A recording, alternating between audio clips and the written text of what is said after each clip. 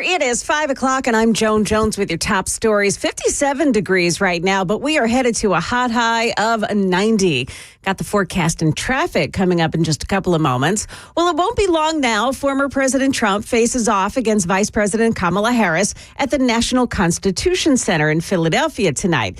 And ahead of that debate, the latest polling. Here's ABC's Lionel Moyes. Another poll this morning shows the race is a statistical tie. It finds Harris has more support from union members, while Trump has more support from veterans. And in a race where age could be a factor, 61% say they view Harris as mentally sharp, compared to 52% for Trump. Trump surrogates say the former president will link Harris to policy failures on the border, crime, and inflation. Harris says she's prepared for anything Trump throws at her after spending days prepping in Pittsburgh holding mock debates. Was it an unfair police arrest or the case of an NFL star believing he's above the law? Body camera footage now released of Miami Dolphins player Tyreek Hill being arrested after he was pulled over for reckless driving and then he refused police orders. What starts as a dispute between Hill about keeping the car's window rolled down escalates. Hill is forced down onto the pavement. Officers handcuff the NFL star, bring him to his feet, then pin him back down to the ground. I just had surgery on my knee. Another officer explains who Tyreek Hill is. Meanwhile, fellow Dolphins player Jonnu Smith arriving on the scene. Teammate Calais Campbell arrives, police demanding he leave as well. What you do is not lawful, sir. Campbell refusing, detaining him, briefly placing him in cuffs. Now, Miami-Dade Police Department say they are looking into that situation. Market numbers now. It's brought to you by Beacon Capital Management, online at beaconcm.com. Here's Daria Albinger. Stocks bounce after one of their worst weeks in nearly a year and a half.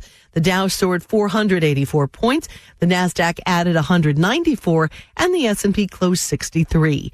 We'll get two key reports on inflation this week, starting with the Consumer Price Index on Wednesday, which measures what we're paying for just about everything month to month. And year over year, it'll be followed a day later by the Producer Price Index, which measures hiring on the wholesale level before it reaches consumers.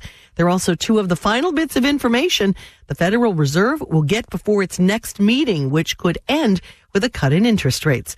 The National Highway Traffic Safety Administration wants the auto industry to design new vehicles, including SUVs and pickup trucks, so they reduce pedestrian injuries and deaths. It's proposing a new rule which limits the size of the vehicles, which have grown in height of the hood and in width and causes blind spots. Futures this morning are mixed at the ahead of the opening bell here. We've got the Dow futures up, but just by 2 points. S&P futures are down by 2 and the Nasdaq futures minus 45. That's the latest news. Traffic and weather next. I'm Joan Jones, WTN News.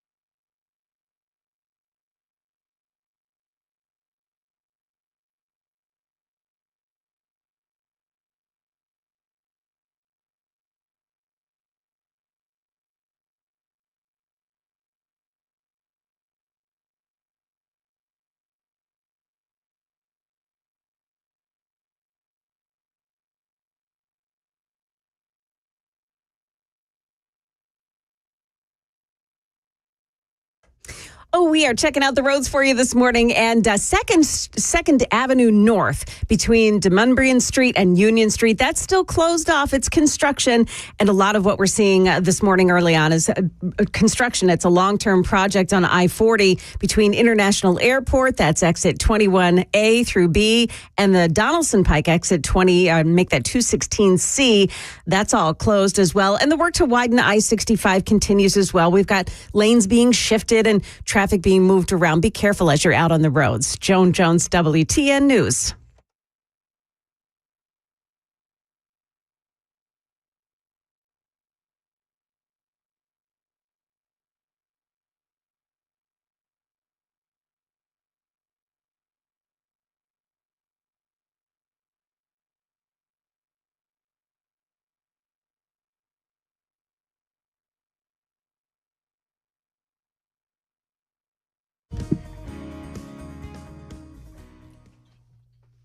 .507 Nashville's Morning News on Super Talk 99.7 WTN. Big night tonight. Donald Trump and Kamala Harris, big debate in Philadelphia. I would like Kamala Harris to take a walk without her Secret Service through the streets of Philadelphia, just so that, she can see for herself what Democrat rule does to a city. And since she's in Philadelphia, maybe she ought to go try and take a look at, the Constitution, things like that, so that she can understand what it means and what she's supposed to be doing regarding protecting our border. There's so much to talk about regarding our rights, our election, the future of our country. I was talking to somebody yesterday about what this election really means. And I know that we say this every year. I know that we say it every single election when we say this is the most important election of our lifetimes. And every year I say, but this time we really mean it. And this time I really do mean it, because it is true. Because if ultimately the Democrats, Lord help us, win this election, then you know what that means. That means that all of these illegals that are here are going to be given citizenship, a pathway to citizenship. Eventually they'll be given the right to vote.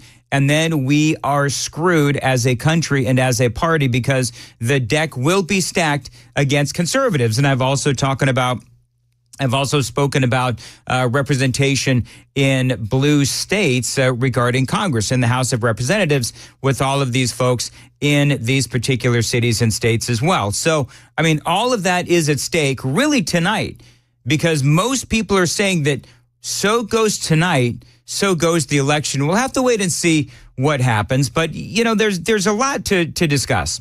One of the things that Kamala Harris finally did, she finally put up some policy proposals on her website.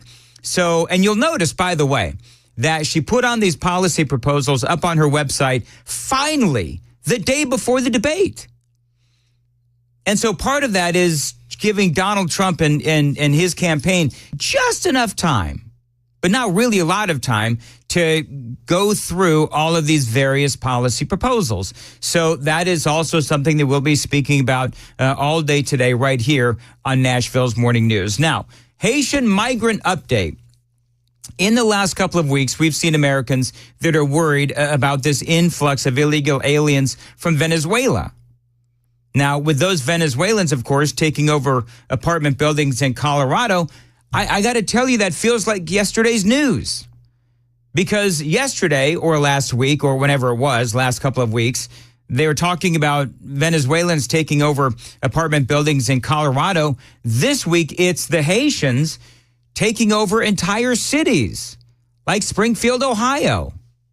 John, I need some audio if I could. Running into buildings, they flipping cars in the middle of the street. Wherever they're at, that's what they're used to, bro. They're in the park grabbing up ducks by their neck and cutting their head off and walking off with them and eating them like. Yeah, that is the guy. We shared that audio with you yesterday. The guy going to the Springfield, Ohio City Council meeting, and he's complaining about the Haitians. And there is so many videos out there of people from this town. Remember the story. This is 60,000 people. This is a community of 60,000 people. And the Biden-Harris campaign drops in 20,000 of these Haitians. That is insane. How does one town How can they handle that kind of an influx? And of course, we had the story of the Haitian woman eating the cats. What did you do? Why'd you kill the cat? Smile for me. Did you eat that cat? Did you eat it? No, why'd you kill it? Did you guys see all this? No, we pulled up and she was just laying there with him. Did you see her eating it? Eating it. She was eating it? Yeah. All right, now here's the deal. This woman, some are reporting now that this woman is not from Haiti. She's from Canton, Ohio. And the articles that I've read are that she has some sort of a mental issue. But here's the deal. I don't know whether she's from Canton. I don't know whether or not she's from Haiti. But don't let that obfuscate the fact that these Haitians have taken over this town. Another woman telling the Springfield City Council the town that she once knew is gone and has been replaced by these barbaric scenes of gruesome horror. People living their life here the way they did in Haiti. Angry, stealing, polluting, living in filth, and acting like animals. These are not civilized people. Opening containers in our grocery stores, helping themselves to what's inside and throwing the rest onto the shelves and floors. Pulling off of the highway to publicly clean and gut the roadkill lying there in front of anyone that passes by. Stealing animals from farmers and leaving their severed heads at the side of an old school where children play, relieving themselves in public, making some barbaric stew out of the birds that live in our park. This is insanity, and it has to stop. So part of what I'm noticing is that you have, the New York Times and some of these other places fact-checking about the Haitian eating the cat and saying all of this is just a bunch of nonsense. It's a bunch of fake news. It's really not. I mean, regardless of whether the woman eating the cat is Haitian or from Canton, I don't know and I don't care. Because to say that this is not having an impact on this town in Ohio, Springfield, Ohio, is calling all of these residents that are, their videos and their stories are online. Are you really, New York Times? Are you calling them liars? I want you to think about your hometown and what would become of it if you had this massive influx of Haitians as they refuse to adhere to our customs and our laws and our culture. And how exactly is it that the Democrats don't see this? They don't hear these stories, or they hear them, they just refuse to empathize and they refuse to understand what the American people who are impacted directly by this are going through. I mean, imagine that you bought a house many, many years ago and you've built up equity and so on and so forth, and you've made Springfield, Ohio, your home. Well, then all of a sudden you've got all of these Haitian illegal aliens that have taken over your community, and your house is literally now worth nothing. That'd be awful. And I believe that the Democrats, they do see this. They just don't care. The New York Times talking about all of this, saying, oh, this is unproven. The New York Times calling this false. And to be honest, again, I don't know how they can say that with all of these people going to the city council and saying, how is it that you are allowing this to happen? I mean, let me ask you a question. Who are you going to believe? The New York Times or the testimony of those people living this nightmare? It is so unsafe. I have men that cannot speak English in my front yard screaming at me, throwing mattresses in my front yard, throwing trash in my front yard. And I can't, look at me, I weigh 95 pounds. I couldn't defend myself if I had to. My husband is elderly, and last night, after living in this home for 45 years, he said, Noelle, guess what? It's time to pack up and move. He said, we can't do this anymore. He said, it's killing both of us mentally. I don't understand what you expect of us as citizens. I mean, I understand they're here under temporary protected status and you're protecting them. And I understand that our city services are overwhelmed and understaffed. But who's protecting us? If we're protecting them, who's protecting me? Well, and she's got a great point, that woman. She's very skinny. She said she weighs like 95 pounds. And she's got this gaggle of illegal Haitians that are living on her front yard. I mean, nobody is there to help her. No one is there to help this 11-year-old boy that was tragically killed by an illegal alien in Springfield, Ohio. That story, that tragic story, is coming up straight ahead. It is 5:16. Time to check the roads on WTN. We're looking at mostly construction delays this morning, and that's it. It's I-40 between International Airport and Donaldson Pike, and lanes being shifted on 65 as well between Gallatin Cross Plains and Portland. That's exit 121. So take it easy as you're going through those construction zones. At the moment, no big accidents to speak of. Joan Jones, WTN News. Thank you, Joan. Sunny today, a high of 90, 57 now at Super Talk 99.7 WTN, talking about what is going on in Springfield, Ohio. There was an 11-year-old little boy named Aiden Clark whose school bus was in an accident with one of these Haitian illegal aliens. The school bus actually flipped, and this little 11-year-old boy was killed and dozens were injured as well. Just obviously horrifying. And then there's this guy who says that his car insurance has skyrocketed thanks to all this insanity. So I live in Springfield, Ohio, where the influx of Haitians are, and we have had an enormous amount of car accidents because they don't know how to drive.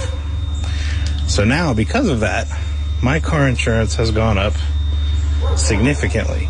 So I guess what this all just sounds so crazy.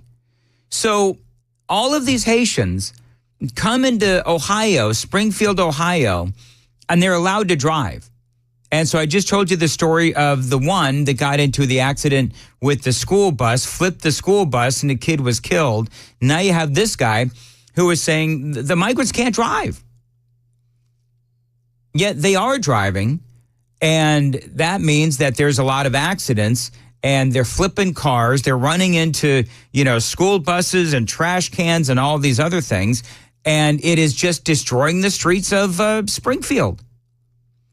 And this poor guy, hardworking American, who's got a couple of cars, he is seeing his insurance skyrocket.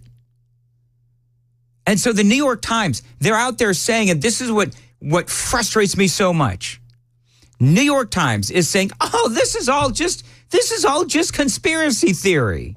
It's not really happening.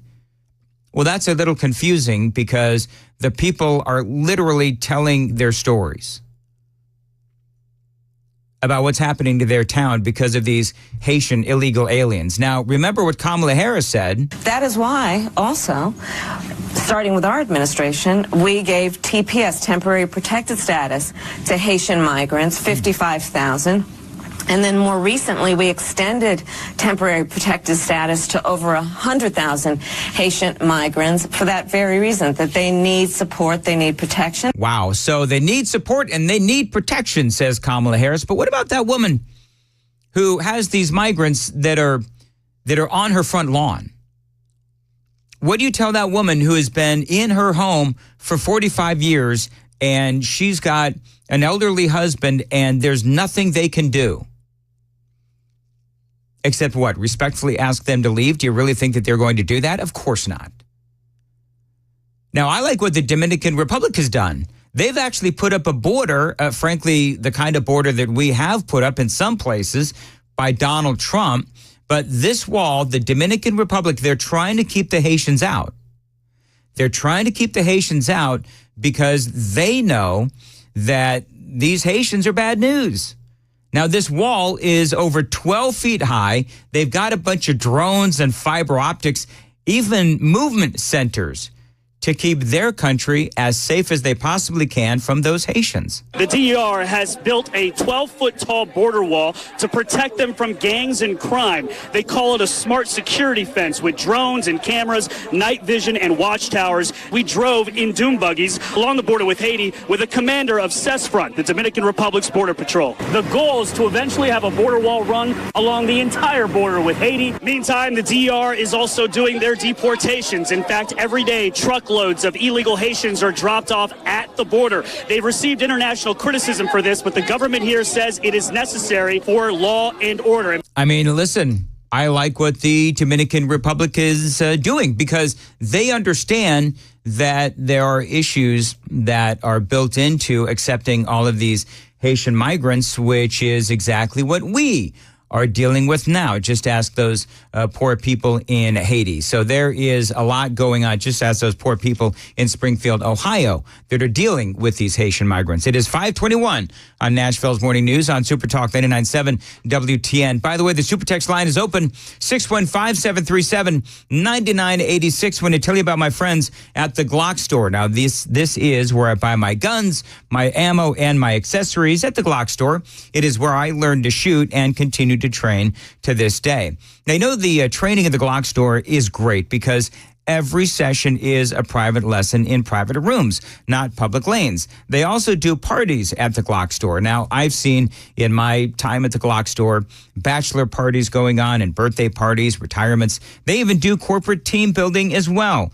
Now, parties will include a VIP room with a full kitchen, dedicated shooting rooms with instructors, and shooting activities designed for every level. They also, by the way, include ammo and even full auto options. So to get your party started, call them 615-682-6565, 615-682-6565 for the Glock store. They can start planning a customized party just for your needs. The Glock store, my place to shoot and party, minutes from the airport and worth the drive from anywhere. It is 5:21 on Nashville's Morning News on Super Talk 99.7.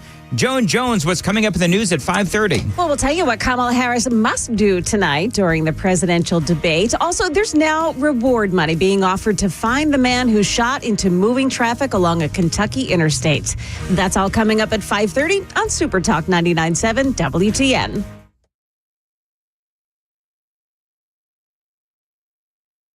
The guaranteed offer is the easiest way to sell your home.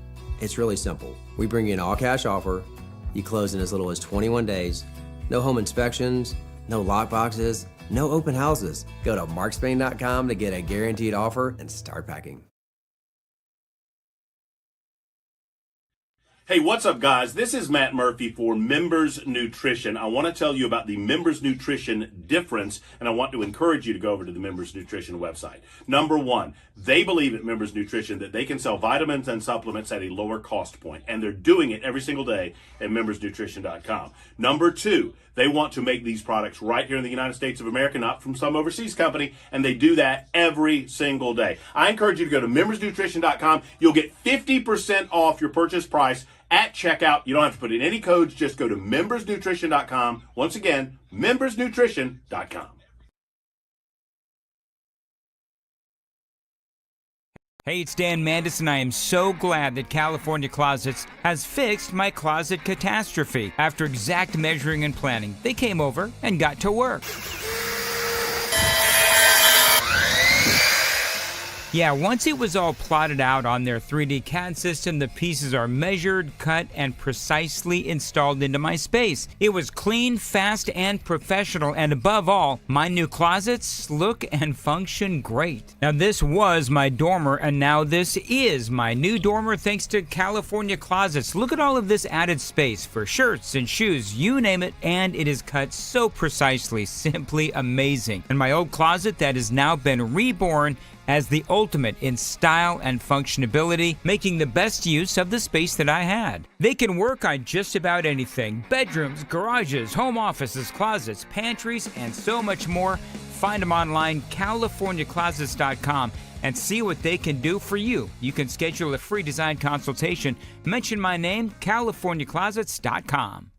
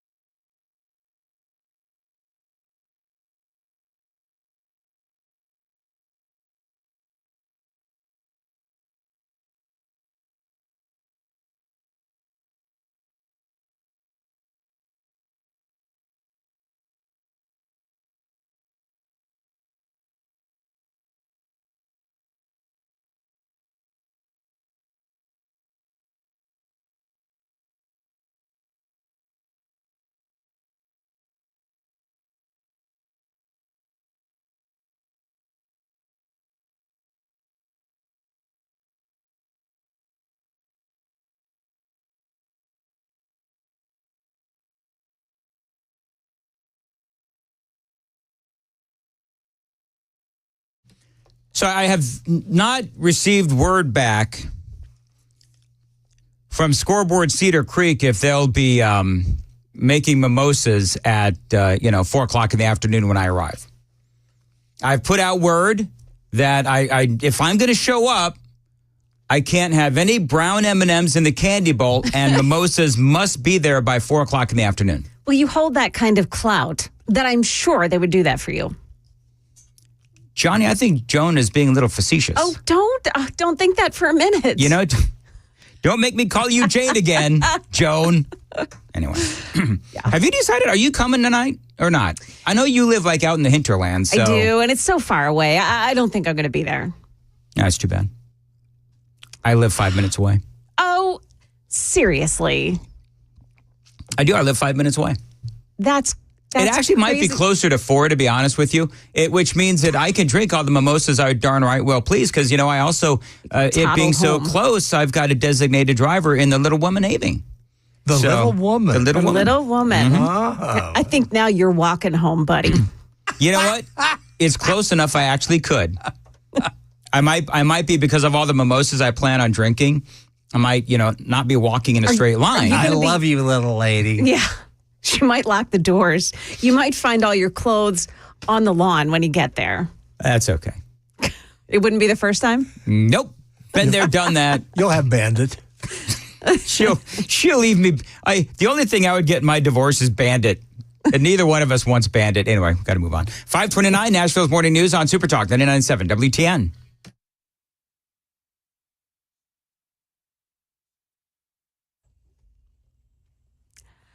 Yeah, 5:30 now, and I'm Joan Jones with your top stories. Getting pretty hot around here today. Our temps going to the low 90s.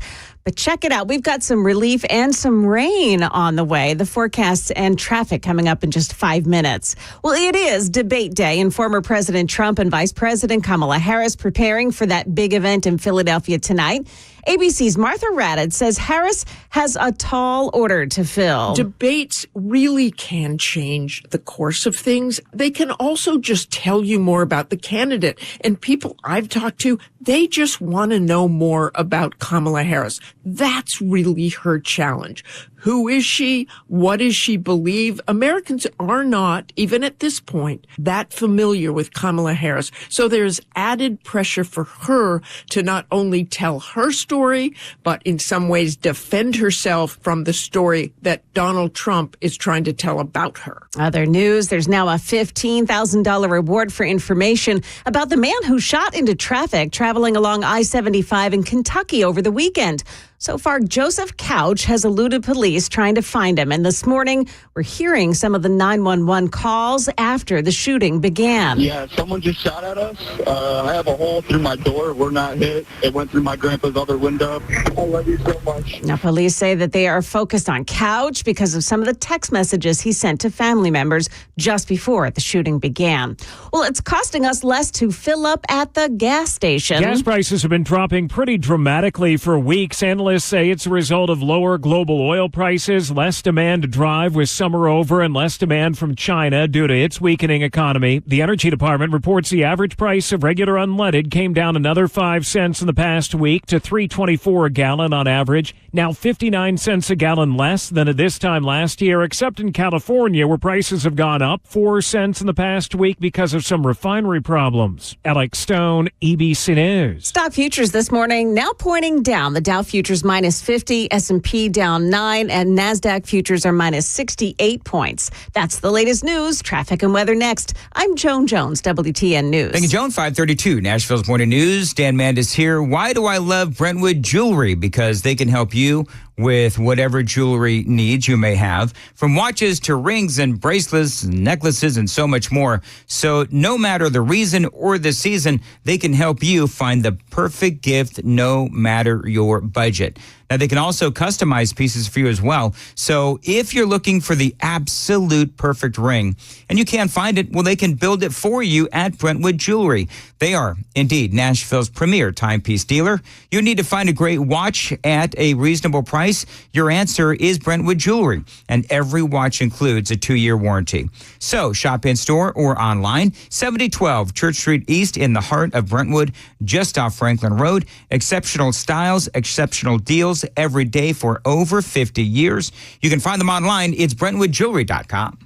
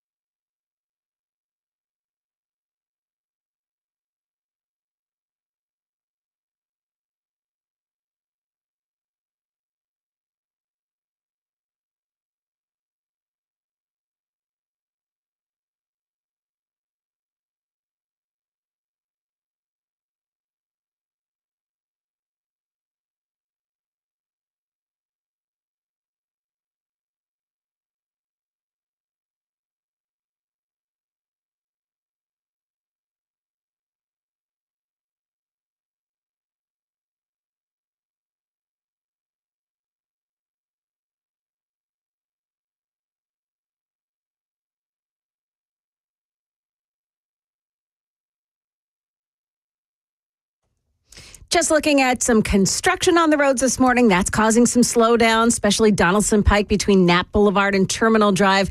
I-40 between the airport and Donaldson Pike. And then I-65, that road widening project that stretches from exit 112 to 121. Lane shifting there happening this morning. You can expect cones to come up really soon and traffic around those areas to improve. Joan Jones, WTN News.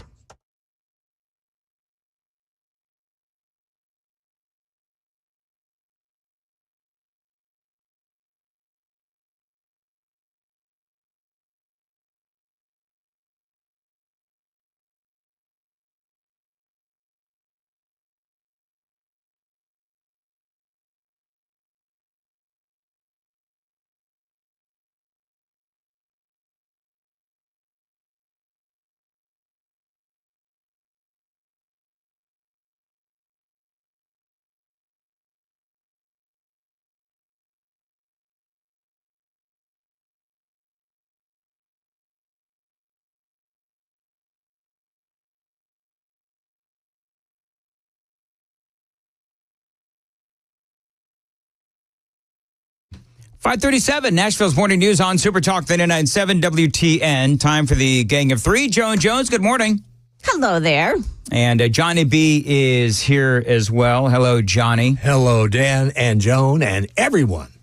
So we lost a legend yesterday. I am your father. It's not true. That's impossible. Search your feelings. You know it to be true. So, of course, James Earl Jones. And it's funny because you know what I wanted to do yesterday? because everybody knows that Mark Hamill is a flaming a-hole liberal. I wanted to tweet at Mark Hamill. Trump is going to win. Search your feelings. You know it to be true. You should have. I just thought maybe it was too soon. It could be. Do you know how much James Earl Jones, who died yesterday at the age of 93? He lived a good life. Yes, he did. He did. And you know how much he made for that initial role in Star Wars? No. $7,000. What? Wow. That's how much he made for that initial role of Darth Vader. Now, do you know what tripped me out when I was a far, far younger man? I went for years thinking that James Earl Jones was in the Darth Vader suit. Oh, yes. Did you think that too, Johnny? I did too. Well, doesn't that's the image you're supposed to get. Yeah. And you just believed it. Well, up until the age of like 50? I mean, I just... I have some property in Florida I'd like to sell you. Well, and what did it for me was that I went to a screening of The Empire Strikes Back, and they had the two guys that were in the suits. Yep. That were in the Wookiee suit and also Darth Vader. So I saw the guy that was Darth Vader, the suit. Yeah. He's a big guy. He was a huge guy. You know Big what's guy. really cool about James Earl Jones, though? And I could be wrong about this. He feels like the fatherly figure, and we don't know anything about his politics. Exactly. No, we don't, do we? No. He kept himself free, like stayed out of the mire of politics, and just let us enjoy who he is. In and fact, I appreciate that. I think that he was a liberal. Ask me why. Why? Because he didn't take out Mark Hamill when he could have with that lightsaber. See, I can't get over the politics. I suck. You know what I mean? But that was the great. I think Jones right. It seemed like every time you saw James Earl Jones, he exuded this goodness, this happiness. Yes. Yeah. Yes. And he did. To be honest, I don't know anything about his life, but it allowed, having him be that way allowed me to just like the guy, and I didn't have to attach emotions like, wishing somebody took him out. Now, Johnny, I got to ask you, because we know that Joan came out as not a believer in Star Wars or Star Trek, which is shocking to me, but that's okay. We've decided to keep Joan on, even though she's not a Star Wars or a Trekkie. Yeah. So, because she's willing to get up this early in the morning. Yes. But what is your favorite James Earl Jones character? Like, do you have one, Joan? Well, I do, like you, I really appreciate baseball. So I loved his baseball roles. I loved him as Terrence Mann in Field of Dreams. Oh, yeah. I got to tell you, that. this, when he did Field of Dreams. The one constant through all the years, Ray, has been baseball. America has rolled by like an army of steamrollers. It's been erased like a blackboard, rebuilt and erased again. But baseball has marked the time. This field, this game, is a part of our past, Ray. It reminds us of all that once was good, and it could be again. Oh, people will come, Ray. People will most definitely come. There's something about when he says, "Oh." Yeah. But Don't you just want to cry? I mean, he's so moving in that role. And then the other role was in, oh my gosh, I just said it to you this morning. Sandlot. The Sandlot. Yeah. That was another baseball movie of his. I had forgotten about that role in Sandlot. That's another one of those movies. And in case you don't know what Sandlot is, it's a movie about a bunch of kids who play in, baseball on a sandlot. And it's where You're Killing Me Smalls came from, which I didn't know that until Amy forced me to watch the movie. I just recently saw Sandlot. And James Earl Jones, he played the old man with the dog. And he was just a grouchy old man, too. He was mean. He was a mean old man. And, but one great role after another. So my difficulty is, okay, so which one was my all-time favorite? Was it when he was Darth Vader, or was it when he was in the movie with, what's his name? You build it, they will come. I can't. What's Kevin Costner. Kevin Costner. Yes. I mean, I don't know which one is my favorite role. I mean, they're both really iconic and really good.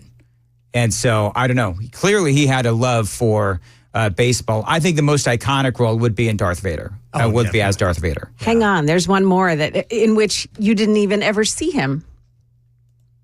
In Star Wars? No, he was Mufasa. That's right. The Lion King. Yes, he was. He was Mufasa in Lion King. How did I forget that? I had forgotten about Mufasa too. And for my oldest son, he watched Lion King like so many times over and over again as a kid. And to be honest, I mean, it's just that voice is the center of that movie. Yes, it is. Just love it. John, did you ever try to speak like James Earl Jones when you were younger? I did. Now, clearly, if there's one of us, of the three of us, that doesn't sound like James Earl Jones, it's me. But I'd walk around the house, I am your father. You know what I mean? And it just, my dad and my brother would be like, man, just stop. You're not going to be able to make that happen. Come on, God, help me out. I know. So Joan, was yours Mufasa? Or was yours Field of Dreams? I think it was Field of Dreams. Okay. Here's another one that you may not have remembered the role that he played in Coming to America. Coming to America? Yes. I don't remember him in Coming to America. He played Eddie Murphy's father, the King. The King. Yes. Okay. Now I remember. Yeah. That was hilarious. Yep. People are, so I'm on the super text line now. And Big Bang Theory fans will probably remember him. I thought it was a great guest starring role. He played himself and Sheldon Cooper. Yes, I remember that. Yeah. I remember that. That was very with funny. him all day, and man, that was hilarious. All right, so quick pivot. Now, have you guys? I know, Joan, you've seen them. The epic memes of Donald Trump rescuing ducks and cats. Oh my goodness! So I love these memes. So. You know the story. We covered it all. I don't know about anybody else, but we covered it yesterday morning. I know Chris did as well. The story of these Haitian migrants, and I talked about it in my first segment today, where the story yesterday was that you had this Haitian migrant that ate the cats. And there are people in Springfield that are saying that their pets are going missing. I don't know if it's just this one woman that ate the cat, which turned out she was from Canton, Ohio. I don't know what the story is there. But the memes of Donald Trump, my favorite, I think I tweeted it out at Dan Mandis Show on X, where you've got Trump, and it's like he's got two footballs. Yes. And he's got a duck under one arm and a cat under another arm. And he's got this look of determination running away from Kamala Harris, who is behind him, and running after the duck and the cat and saying, you know, protect the cats and the ducks, vote Donald Trump. I mean, it's very funny. That's pretty good. Well, yeah. I mean, the memes write themselves, and it's going to be interesting to see tonight what they ultimately do with that story, because, you know, for me, when you look at that story and you think about what is going on in Springfield, because while you can have the media say, oh, well, this is just a conspiracy theory, it's really not. I love another meme. Springfield Haitian barbecue. Cats, dogs, ducks. I mean, they are just all over the place. And so when you look at this story, it's perfect going into a debate. Now, Johnny, what are you looking forward to tonight with this debate? I'm just looking forward to Trump himself, and I hope that he can own Harris, which I think he will. You think he's going to own Harris? I think so. It's interesting watching the debate prep. So, and I'll cover this in more detail a little bit later on. But you've got Trump. He is working with Matt Gaetz, and he's also working with Tulsi Gabbard. Gaetz is playing the role of Kamala Harris. Oh, seriously? Yeah. Now, I'm just thinking about whether or not Gaetz is able to play that role. of all the people, and I don't mean this with any disrespect to Matt Gaetz. I get it. That's a man that can play Kamala Harris.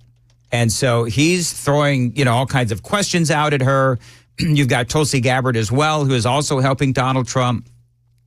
Because Tulsi, you remember during the primary of 2019, where, Tulsi, she went head on with Kamala Harris. Oh, yeah. And that was really entertaining to watch. And that's where a lot of Americans began to realize who Tulsi Gabbard was.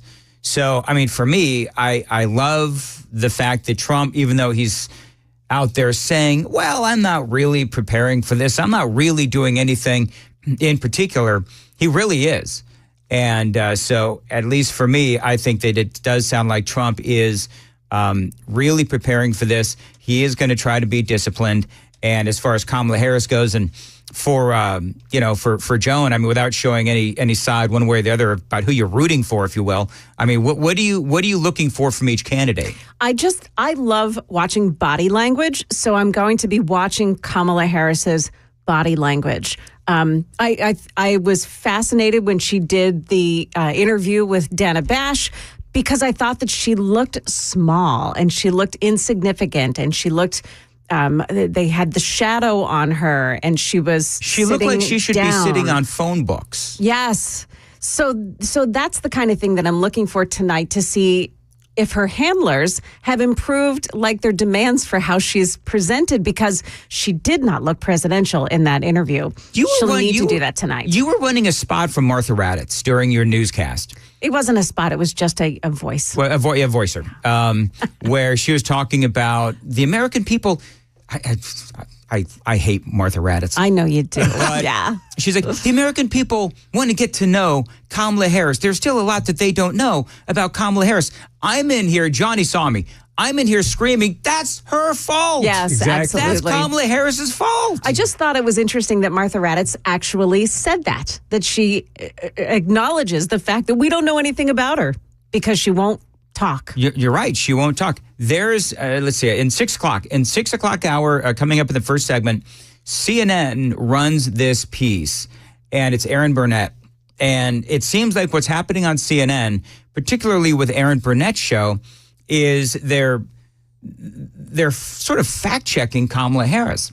They did it on immigration. I think it was last week, where they're talking about how Kamala used video of Donald Trump's wall and images of Donald Trump's wall to sell her own immigration policy. The same wall that she said was, racist and, all of these other things. Yes. And so CNN and Aaron Burnett pointed that out. Now they're calling out because she came out with her economic policy and a number of other things yesterday. She finally put up some policy stances on her website the day before the debate. And so CNN spent an entire segment talking about some of the things that she has put up there and how they're not consistent with what she was talking about and telling the ACLU in 2019. So now even CNN is saying what we talk show hosts have been saying for months. And that is that she is not consistent with where she was in 2019. I'll play that incredible audio coming up on Nashville's Morning News on Super Talk 99.7 WTN. It is 5:51. Also, by the way, coming up at 6:35, we've got Matthew Hurt, who will be joining us, and he's going to tell us what he is expecting to see tonight for the big debate. We will see you tonight, hopefully, at Scoreboard Cedar Creek. The festivities begin at 3 o'clock tonight. Brian is going to do his broadcast at The Drive. That begins at 3, and then all of us will come in and just kind of go in and out with Brian's show, and then all of us together from 7 to 8, and then we'll be hearing and watching the debate live right here on Super Talk 99.7. Join us live for a live broadcast in Mount Juliet at Scoreboard Cedar Creek. It is 5:52 on Nashville's Morning News. And Joan Jones, what's coming up in the news at 6 o'clock? Well, as we have said, it's debate day, and we'll tell you what voters may be expecting to hear from the candidates. Also, SpaceX rocket has just lifted off into space. This time it's carrying a bunch of civilians on board. Got those stories coming up at 6 on Super Talk 99.7 WTN.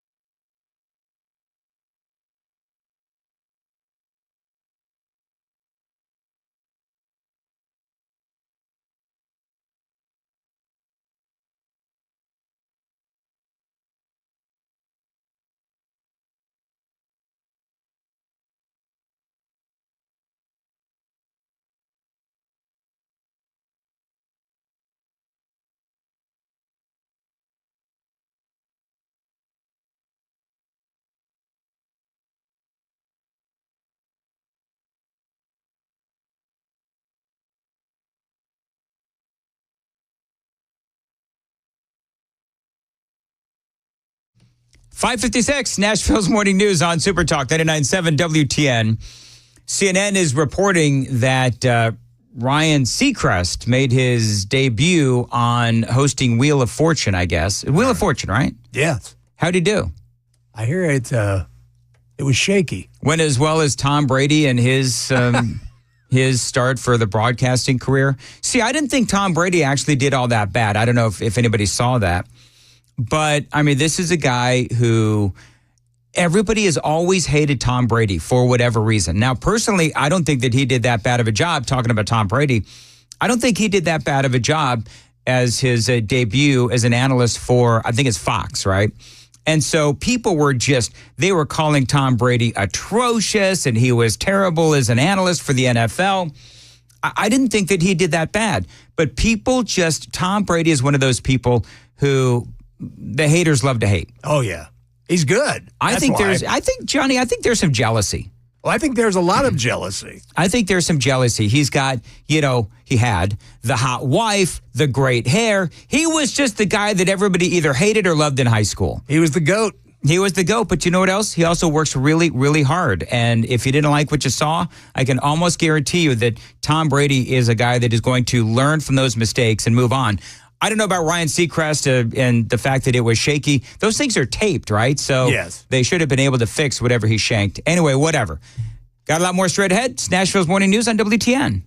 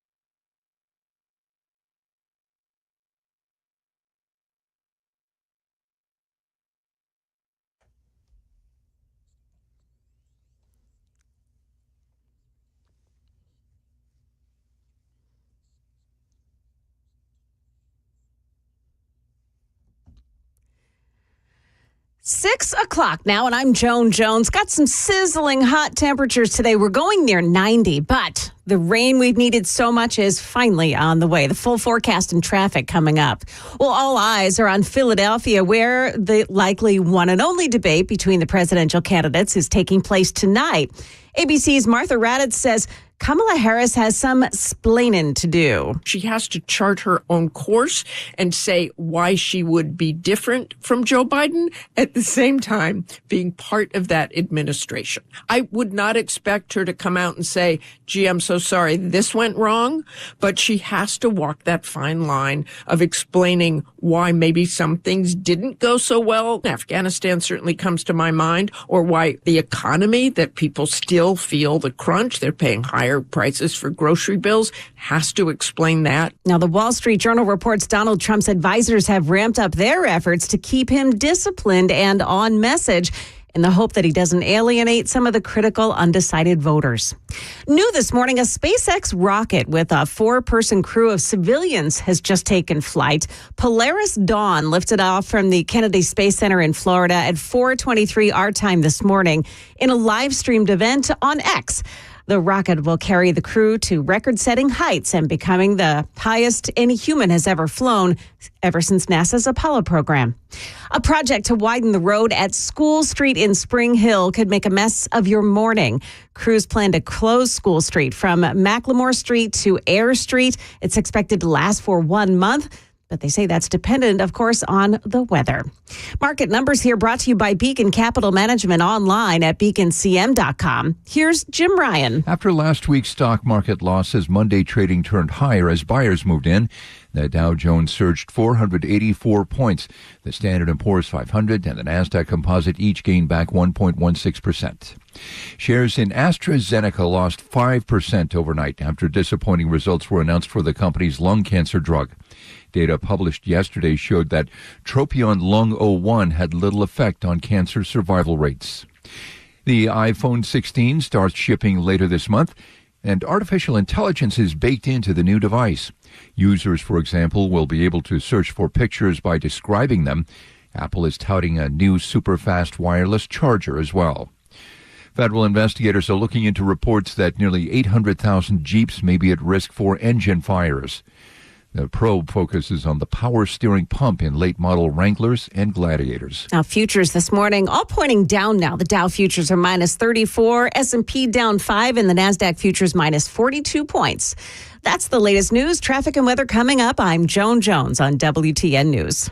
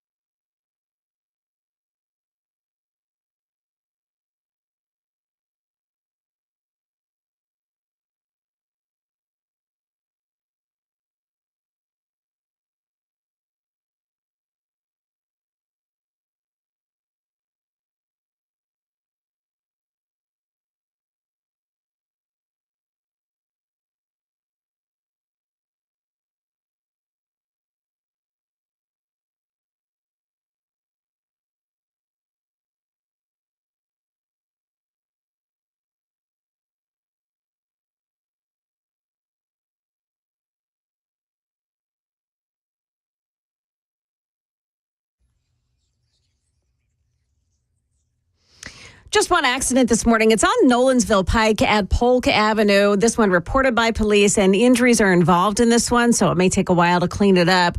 There is also an accident, a stalled car, make that 40 eastbound, just before Fessler's Lane, exit 212. Be careful maneuvering around that one.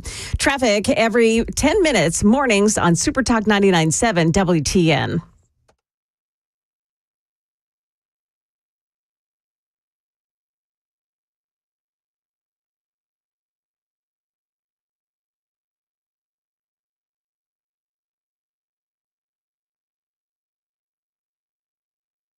Information fueled, opinion driven. This is Nashville's Morning News with Dan Mandis. And so, my fellow Americans, We talk News. 6:06 on Nashville's Morning News on Super Talk 99.7 WTN. Good morning to you, friends. Hey, 6:35. Matthew Hurt is going to be joining us at 7:05.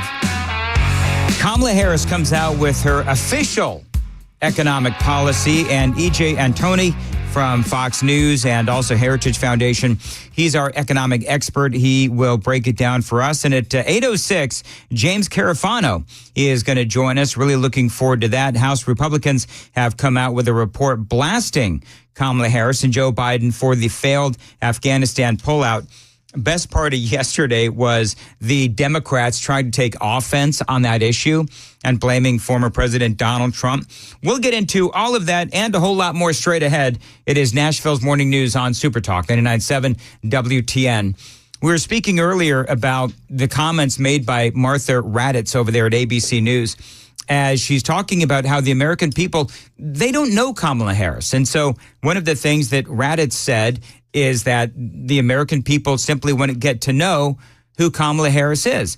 And what Raddatz is not saying is something that I will say, which is that is Kamala Harris's own fault.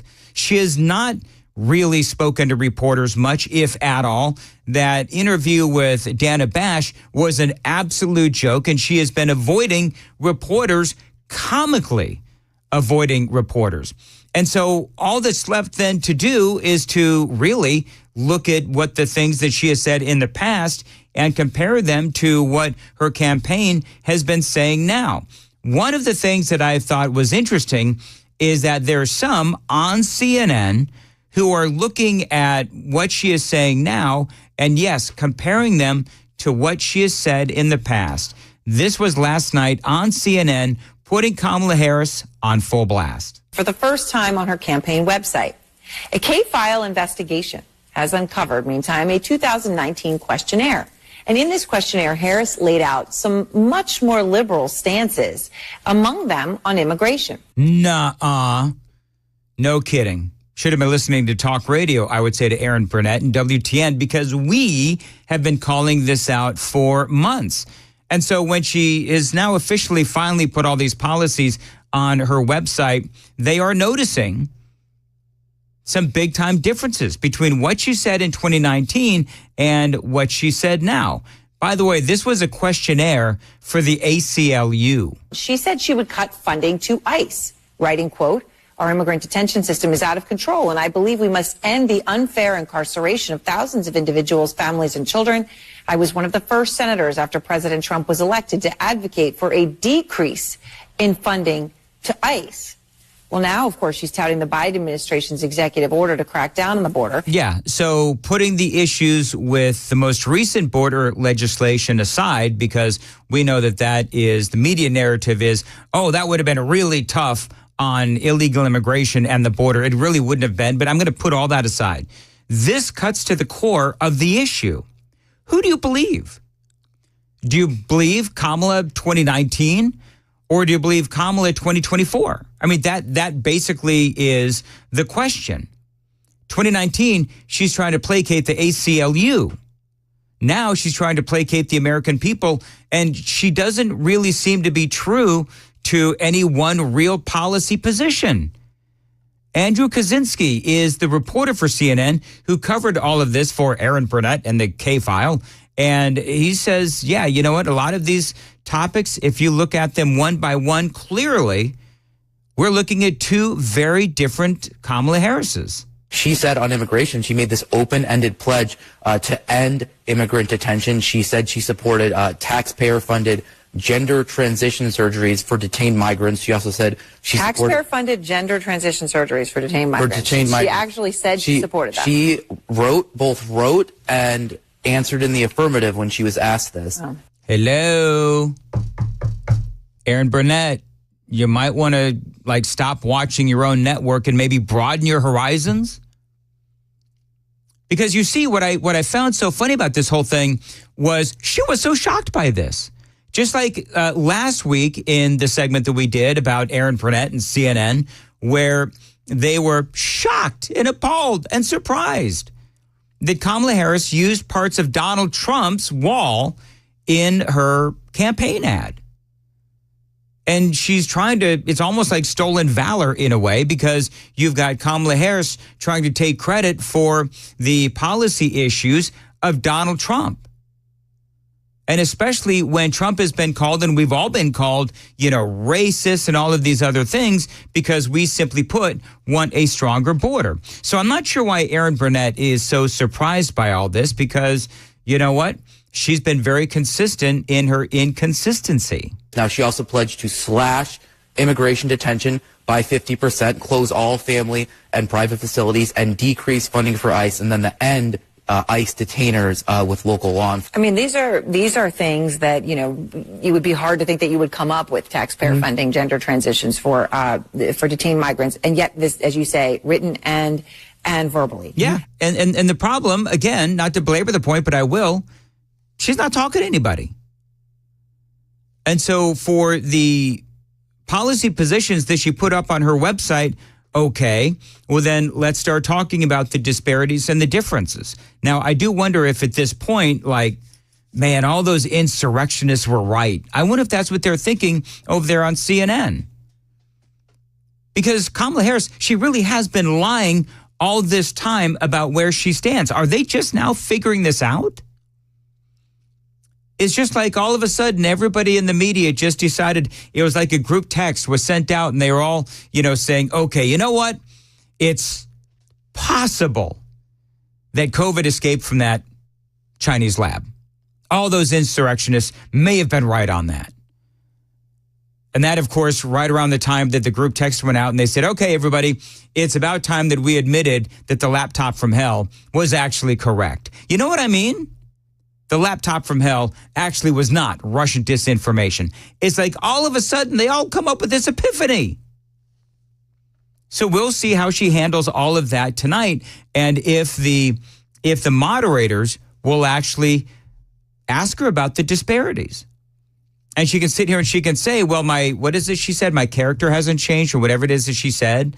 It's like, okay, but your policies have. So you can try and obfuscate the change in policies, but which Kamala Harris should the American people believe? And why should they believe that she is now some sort of I'm going to air quote here, some sort of a moderate?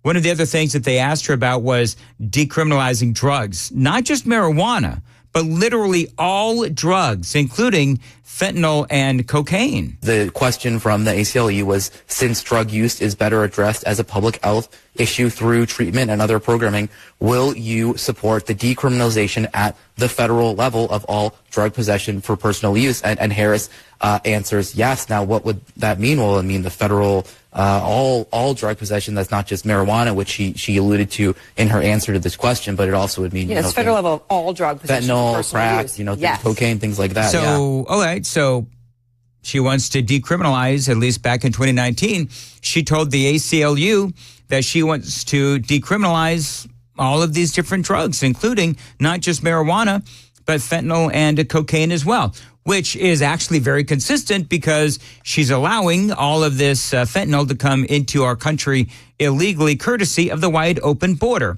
So what does the campaign have to say for itself as CNN is finally reporting through the K file all of these discrepancies?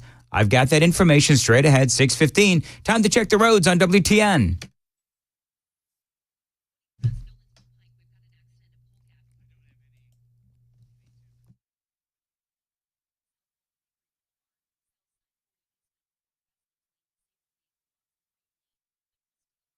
All right, thank you. 6:15 on Nashville's Morning News. Today, sunny and a high of 90 right now, 58 degrees at Super Talk, 99.7 WTN. So CNN has been red-pilled, apparently. They've finally seen the light. They're finally beginning to understand what it is that the, air quoting, the insurrectionists over here on the right have been saying for a long time about Kamala Harris and the discrepancy between old Kamala and new Kamala. And let's all just be honest. We know that the woman is in the entire, Biden administration, but they're known for lying. They're known for lying. We have documented on a daily basis on this show, Nashville's Morning News, every single one of her lies. And so they just got done in the segment last night. I just played you the audio. They are going through all of these discrepancies. What she told the ACLU back in 2019, very progressive.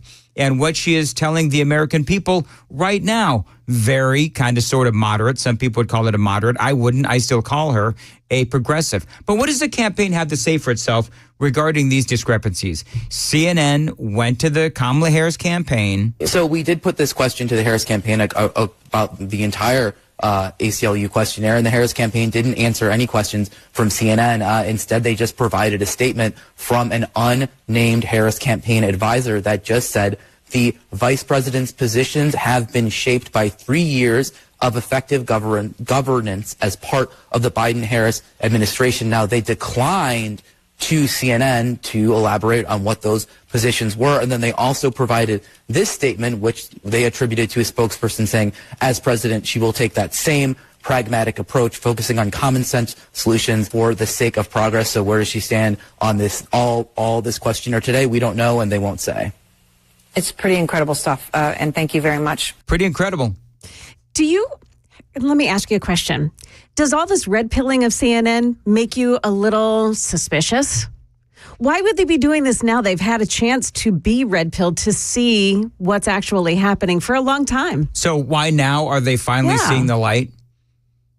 Yeah, it makes me suspicious that... It is interesting. You're right. The timing is fascinating. Yes. Why would they now, at this point, try to take out Kamala Harris? Maybe they're seeing the polling and they're realizing that the jig is up. And they realize now that they're trying to regain some of the credibility that they've lost. I mean, New York Times kind of sort of doing the same thing, because they've come out, and some of these other outlets have also come out, and they've spoken about how all of that Kamala momentum has now gone by the wayside. And so, I mean, Joan, you and I both know that you can manipulate polling any way you want it to look. You can manipulate the numbers. You can manipulate the questions as well. I think part of the frustration with CNN and the New York Times and the Washington Post and a lot of these other places is that Kamala Harris has not spoken to them, has not given them any FaceTime. So I think that they're probably just a little ticked off. Yeah, that could be. Yeah, I mean, that could be. Yeah, and I think either that, or they already know that she's going to get her butt whooped in this debate. And so given that, and I have no idea what's going to happen tonight, nobody really does, but if they believe that she is going to lose this debate, then they might as well jump on this early, so that they can retain some credibility, so that when Donald Trump ultimately gets in office, let's all hope so, but when Donald Trump gets into office, they won't look nearly as partisan. They'll be able to say, yeah, we called out Kamala Harris and her lies and her hypocrisy way back when. Remember this? And also, Donald Trump would then be more inclined to give them airtime, give them interviews if he feels like they treated him fairly, because he doesn't seem to hold grudges like that, right? You know what? Interesting, he doesn't. That's a great point, because one of the things that Donald Trump used to be known for, or people would say that he did, is he would hold those grudges. Oh, he would never appear on MSNBC or CNN. He actually does. He appeared on MSNBC with Caitlin Collins, and he would appear on CNN if they asked him to. And Kamala Harris won't appear on Fox News. Kamala Harris won't even do a debate on Fox News. Right. So, yeah, I mean, that's one of the things that I would point out and have, which is, okay, so who has the thinner skin? Is it Kamala Harris or is it Donald Trump? Clearly, it's Kamala Harris. Donald Trump has a really thick skin because he is willing to go into enemy territory. He is willing to have those conversations. He is willing to answer those questions. He's going to do so tonight, and I think that is part of what's going to be really fascinating about this whole thing. Kamala Harris, by the way, she was on this is a headline making news today.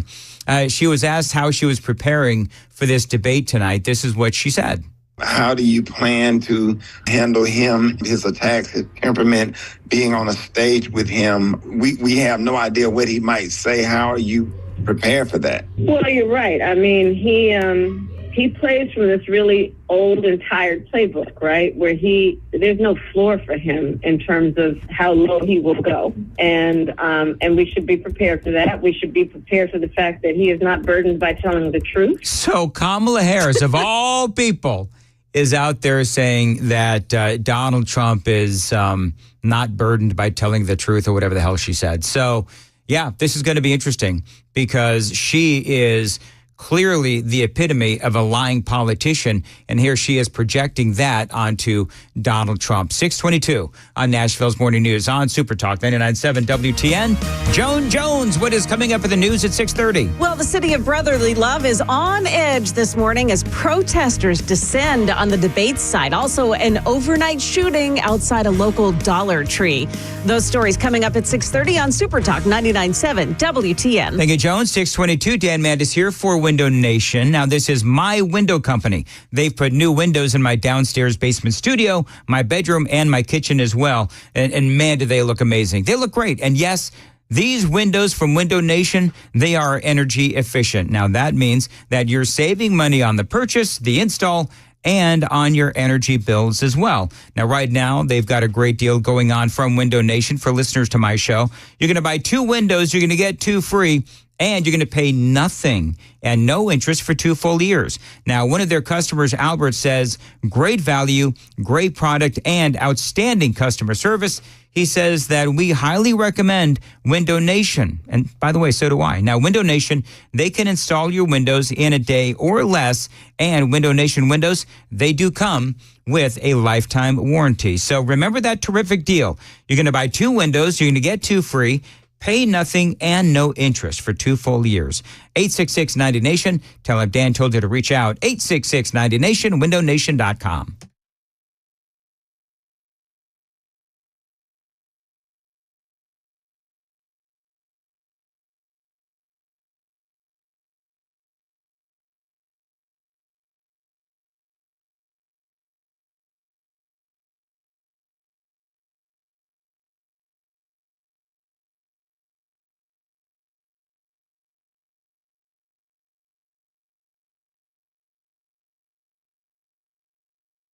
Hey, what's up, guys? This is Matt Murphy for Members Nutrition. I want to tell you about the Members Nutrition difference, and I want to encourage you to go over to the Members Nutrition website. Number one, they believe at Members Nutrition that they can sell vitamins and supplements at a lower cost point, and they're doing it every single day at membersnutrition.com. Number two, they want to make these products right here in the United States of America, not from some overseas company, and they do that every single day. I encourage you to go to membersnutrition.com. You'll get 50% off your purchase price at checkout. You don't have to put in any codes. Just go to membersnutrition.com. Once again, membersnutrition.com.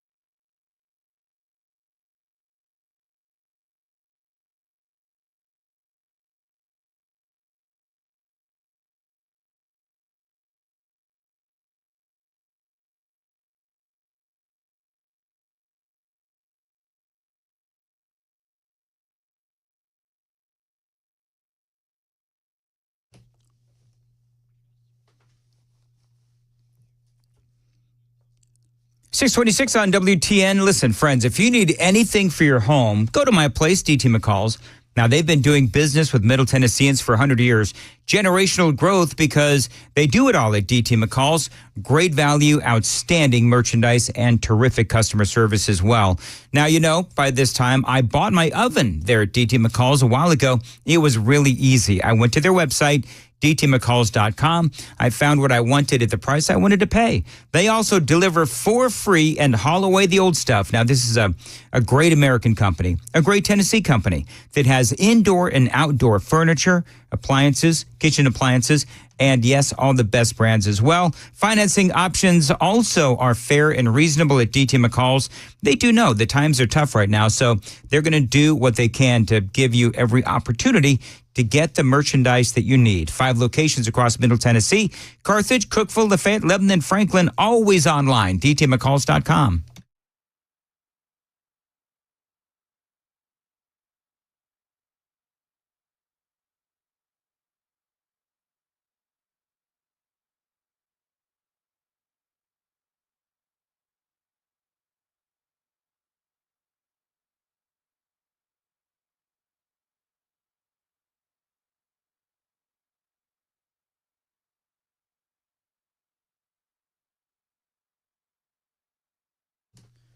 .628, Nashville's Morning News on Super Talk 99.7 WTN. Good morning to you, friends. Matthew Hurt is coming up at 6:35, going to do a bit of a debate preview for you. And I was playing some audio from Kamala Harris from a radio interview that she did, totally softball interview, but whatever. She also spoke about Donald Trump telling lies. This is more of what she has to say about the lying Donald Trump, according to her. And we should be prepared for the fact that he is probably going to speak a lot of untruths. And ultimately, you know, what I intend to point out is what many people know, certainly as I'm traveling the country in this campaign. He tends to fight for himself, not for the American people. And I think that's going to come out during the course of the debate. So the amazing thing is that, and we'll speak to Matthew Hurt about this, the amazing thing about that statement, Donald Trump fights for himself and not the American people. You know how much Donald Trump has lost over the years based on just the fact that he wants to be president and he wants to do right by our country and the American people? Man has lost millions and billions of dollars. He very well could at some point lose his freedom as well. He almost lost his life. And Kamala Harris has the audacity to say that. Going to be interesting tonight, 629, Nashville's Morning News on Super Talk. It is back to school time. Now, every day, I thank the Lord for my friends at Xfinity Internet. Now, we can stay connected with Wi-Fi coverage that delivers the speed we need in my house, and you can too. Now, homework and radio shows don't wait for the Internet to work. You need a reliable connection, even when everyone is online and working. So, in my house, we do rely on Xfinity. We've been customers for years. And if there are issues, by the way, Xfinity has 24/7 customer service here for whenever you need it, with in-home Wi-Fi support. And if you're on the go, you can stay connected with over 20 million secure Xfinity Wi-Fi hotspots nationwide. So get the best Wi-Fi for your life, whether it's going with homework, doing homework with the kids, or working for the paycheck. Rock-solid internet is only a phone call away with Xfinity. To get started, call 1-800-XFINITY, 1-800-XFINITY, online at Xfinity.com, or drop into an Xfinity store today for more details.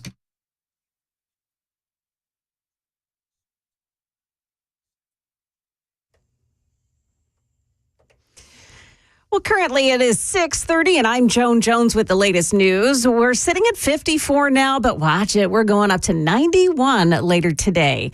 The full forecast and traffic is coming up in 5 minutes. The countdown clock is ticking as we are all waiting for the first question of the presidential debate happening in Philadelphia tonight.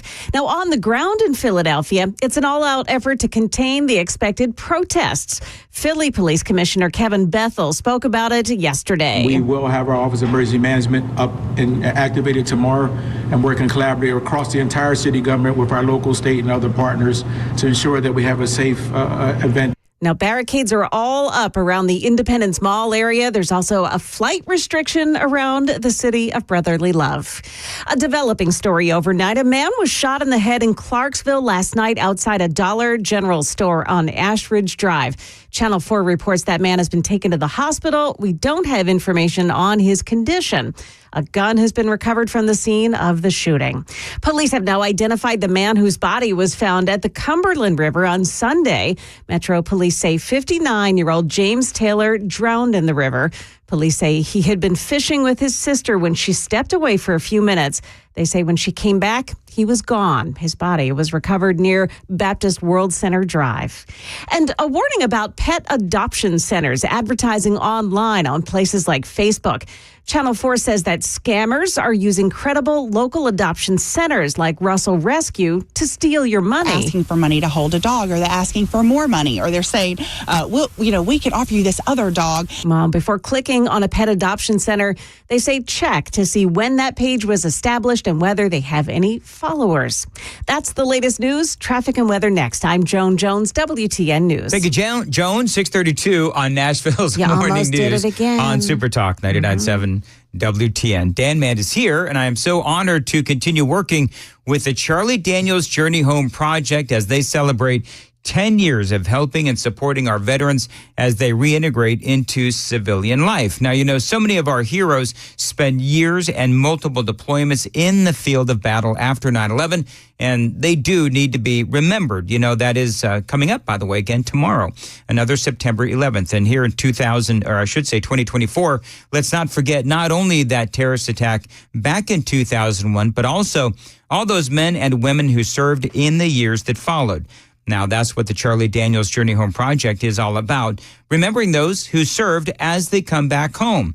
They do make a difference in the lives of American heroes and patriots after many years of serving. It's one of many reasons why I really do appreciate what the Charlie Daniels Journey Home Project does. So this week and certainly tomorrow on September 11th and every day, remember what happened on that day and also remember the service of those who volunteered to fight in the years that followed. So join me and give today at the Charlie Daniels JourneyHomeProject.org. That's the Charlie Daniels JourneyHomeProject.org, and never forget.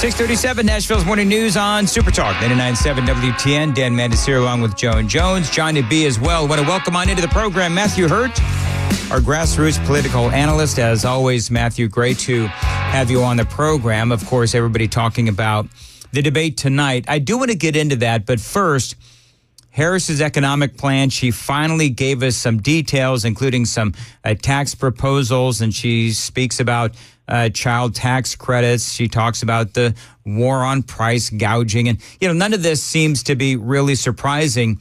What it is really Harris making it official. Anything in here that you find surprising? Not especially, Dan, and it's great to be with you. The big takeaway here is the expiration of Donald Trump's Tax Cuts and Jobs Act will amount to the largest tax increase in American history, $7 trillion. Millions of Americans saw the benefit of what tax cuts can do in 2017 when Republicans came together to pass Donald Trump's Tax Cuts and Jobs Act. Anything else, so the expiration of that act and the combination of an economic policy that is pushed by far-left Democrats is going to put a pinch on the American pocketbook. It will hurt millions of Americans. We should not be surprised that Kamala Harris and the Democrats hope that this bill expires. They're not going to renew the conversation in Congress. That's why it's so important not only to elect Donald Trump, but to elect Republicans in the House and the Senate to make sure that the American people have the opportunity, the financial wherewithal to achieve their American dream and to keep the American economy humming. One of the things I was surprised at is that she talks about, the price gouging still, even though both sides have sort of debunked that as something that, number one, isn't really happening because, within capitalism, there is competition, and that takes care of any price gouging within the grocery stores. But also because, again, her plan, her comments were slammed not only by Republicans, but by Democrats as well. It's almost like she doesn't care that it's been sort of trashed by both sides. She said it, and she's going to stick to it, regardless of what anybody says. Even National Public Radio, NPR, yesterday came out with an article that said that price gouging, especially in grocery stores, is not happening. You're right. Economic studies across the spectrum have showed that margins in grocery stores in particular are extra thin. That means the price from wholesale to retail when a grocer brings in a bunch of oranges or brings in a bunch of meat and then marks up the price to make a profit is so slim. And this is where I get into my nerdy libertarian economics, where prices are actually signals to the American people, or really to anyone. And so when we see a price, what we know is the work it took to get that item to that market. And that's why we see sometimes, and this ends up being a little controversial, places like Home Depot and Lowe's where the prices will go up along the coastline where there's been a hurricane or a storm. That's because it's taken more work to get those items to the market in those areas.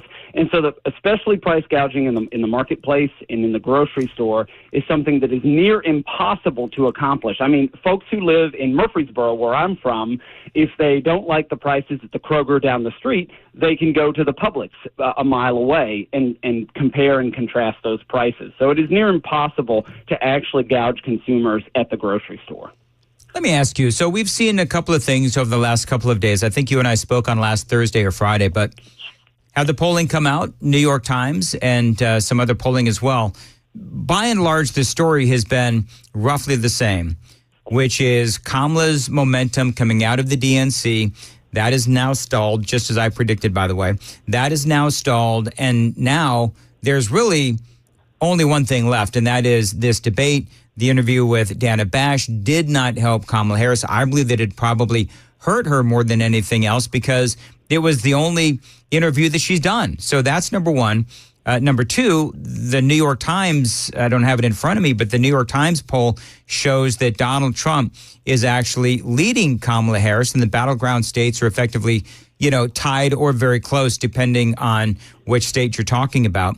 So are you surprised now that the momentum, at least to me, seems to have shifted to Donald Trump because Kamala's momentum has stalled? Interactive polls on Twitter gives Donald Trump, I think as of yesterday, a 63.8% chance of winning.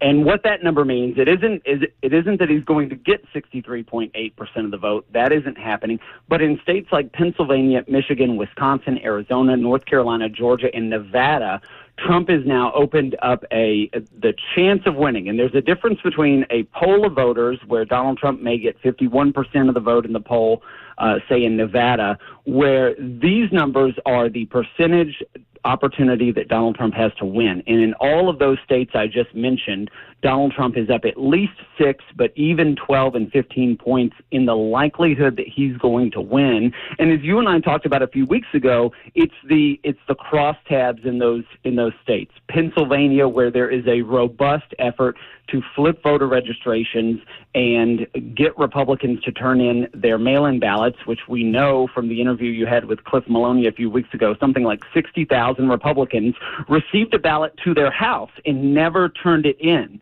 And so that's why it's important that we chase absentee ballots, that we harvest those ballots in states where it's legal and turn out the vote, because those individuals, and this is what the Trump campaign is doing through Trump Force 47, is reaching out to what we call low propensity voters.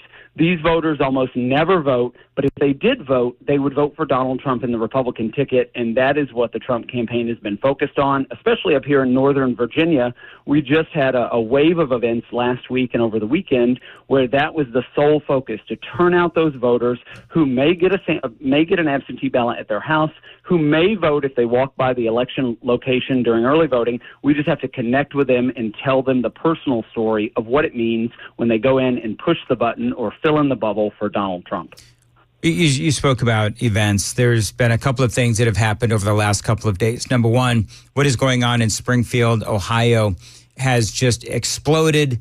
This comes on the heels of the last couple of weeks where there were Venezuelans taking over apartment buildings. Now we have these Haitians literally taking over the city of Springfield. And it just depends on who you listen to as far as exactly what is happening. But we've heard the story of people that live in Springfield. I played the audio in the 5 o'clock hour where they're talking about how they have taken over neighborhoods. They're driving horribly on the roads, causing a lot of accidents. They're camping out on people's lawns and so forth. And so, part of my question is, do you believe that with all of these stories in the news, that the moderators of ABC will actually ask her, okay, this is what's happening in Colorado. This is what's happening in Springfield. These are people that came through our southern border on your watch. Do you take any or accept any accountability or responsibility?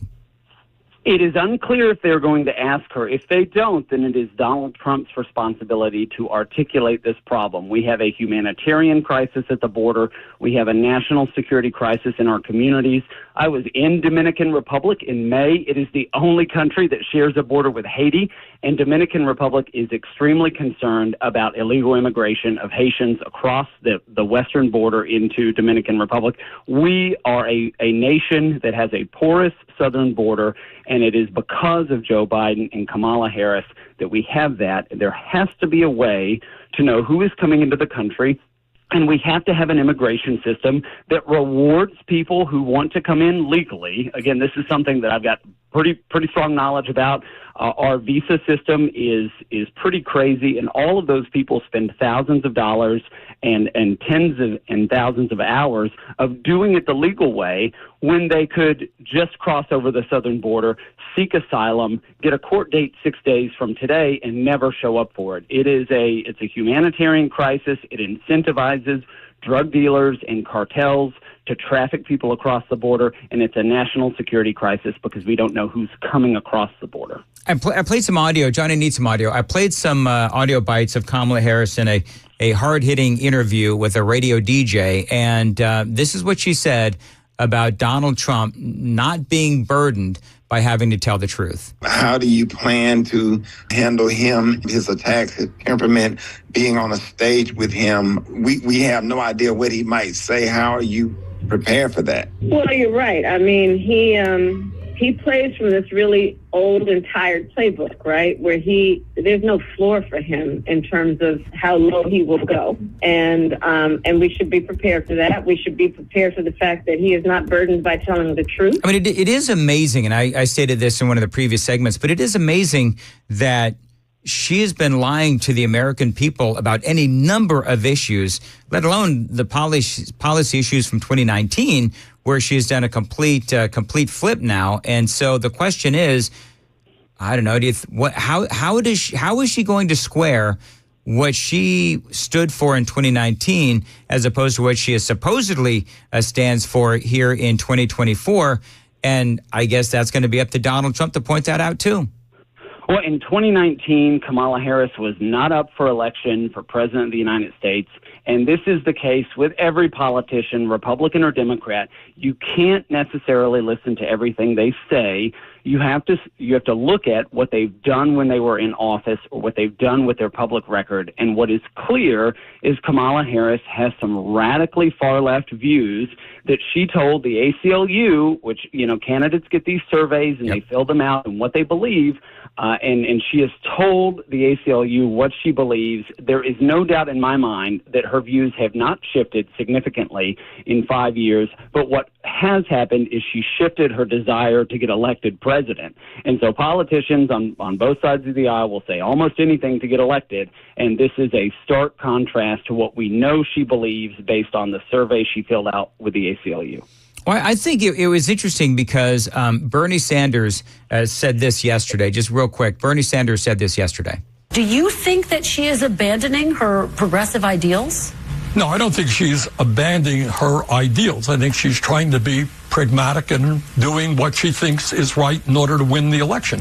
So, I mean, you could take that comment any number of different ways. I mean, I take it as exactly what Bernie said. She is saying what she has to do to get elected. Bernie Sanders admitted on national television what I've just told you on the radio, that politicians will say what it takes to get elected. And then this is a stark contrast again from her 2019 admissions, and it is up to the voters to ascertain which one of those they believe, and it's up to Donald Trump in the campaign to drive that point home. And I think that's where contact with voters at the door and on the phones and at community events is so important. So who's got more pressure tonight? You think Kamala Harris has more pressure, or is it Donald Trump? Well, the rules of this debate are very much like the rules of the first debate with the guy who's no longer running for president. The mics will be muted. There's no audience. There are no direct questions from one candidate to the other. I think it is very similar to the first debate in the sense that Donald Trump in the split screen has to look calm and reserved.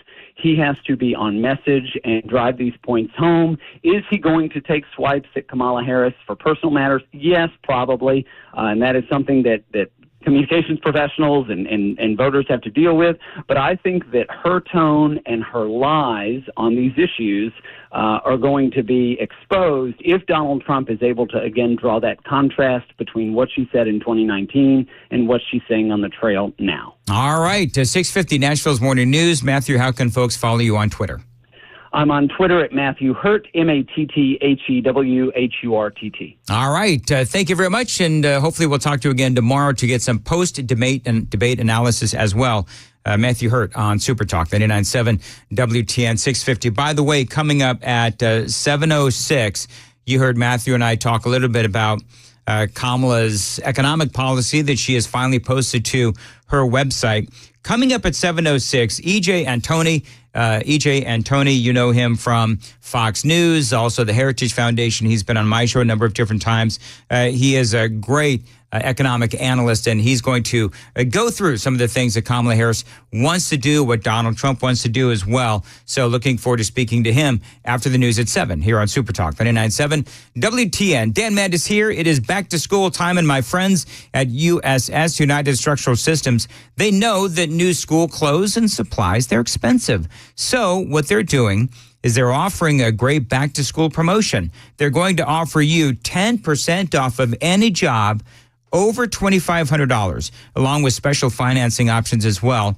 no payments, and no interest for an entire year. Now, you know at USS, they can fix your foundation, they can help you with waterproofing and concrete leveling as well, to name just a few.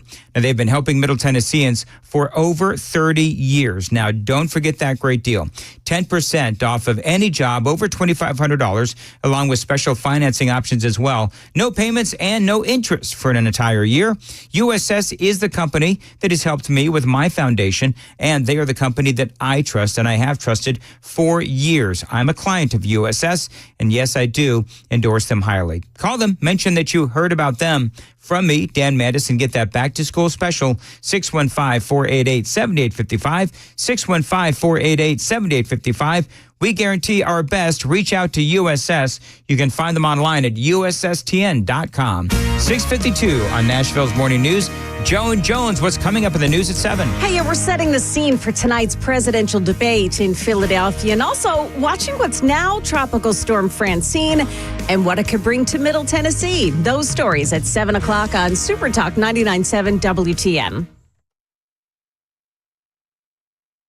Hey, it's Dan Mandis, and I am so glad that California Closets has fixed my closet catastrophe. After exact measuring and planning, they came over and got to work. Yeah, once it was all plotted out on their 3D CAD system, the pieces are measured, cut, and precisely installed into my space. It was clean, fast, and professional, and above all, my new closets look and function great. Now, this was my dormer, and now this is my new dormer thanks to California Closets. Look at all of this added space for shirts and shoes, you name it, and it is cut so precisely, simply amazing. And my old closet that has now been reborn as the ultimate in style and functionality, making the best use of the space that I had. They can work on just about anything: bedrooms, garages, home offices, closets, pantries, and so much more. Find them online, CaliforniaClosets.com, and see what they can do for you. You can schedule a free design consultation. Mention my name, CaliforniaClosets.com.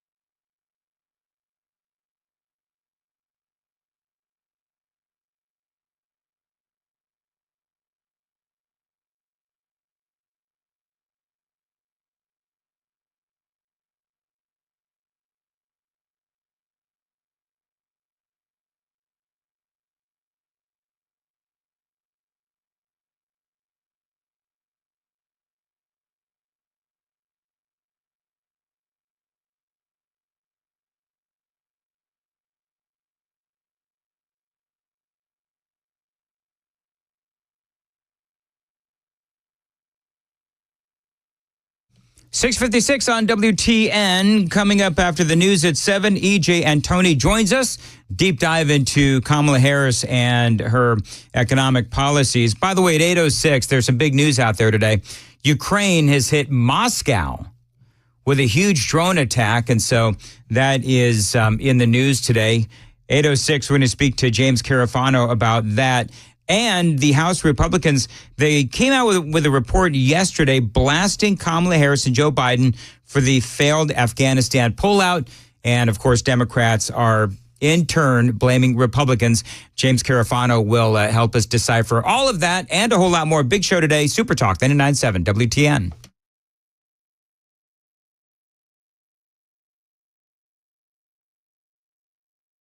Hey, what's up, guys? This is Matt Murphy for Members Nutrition. I want to tell you about the Members Nutrition difference, and I want to encourage you to go over to the Members Nutrition website.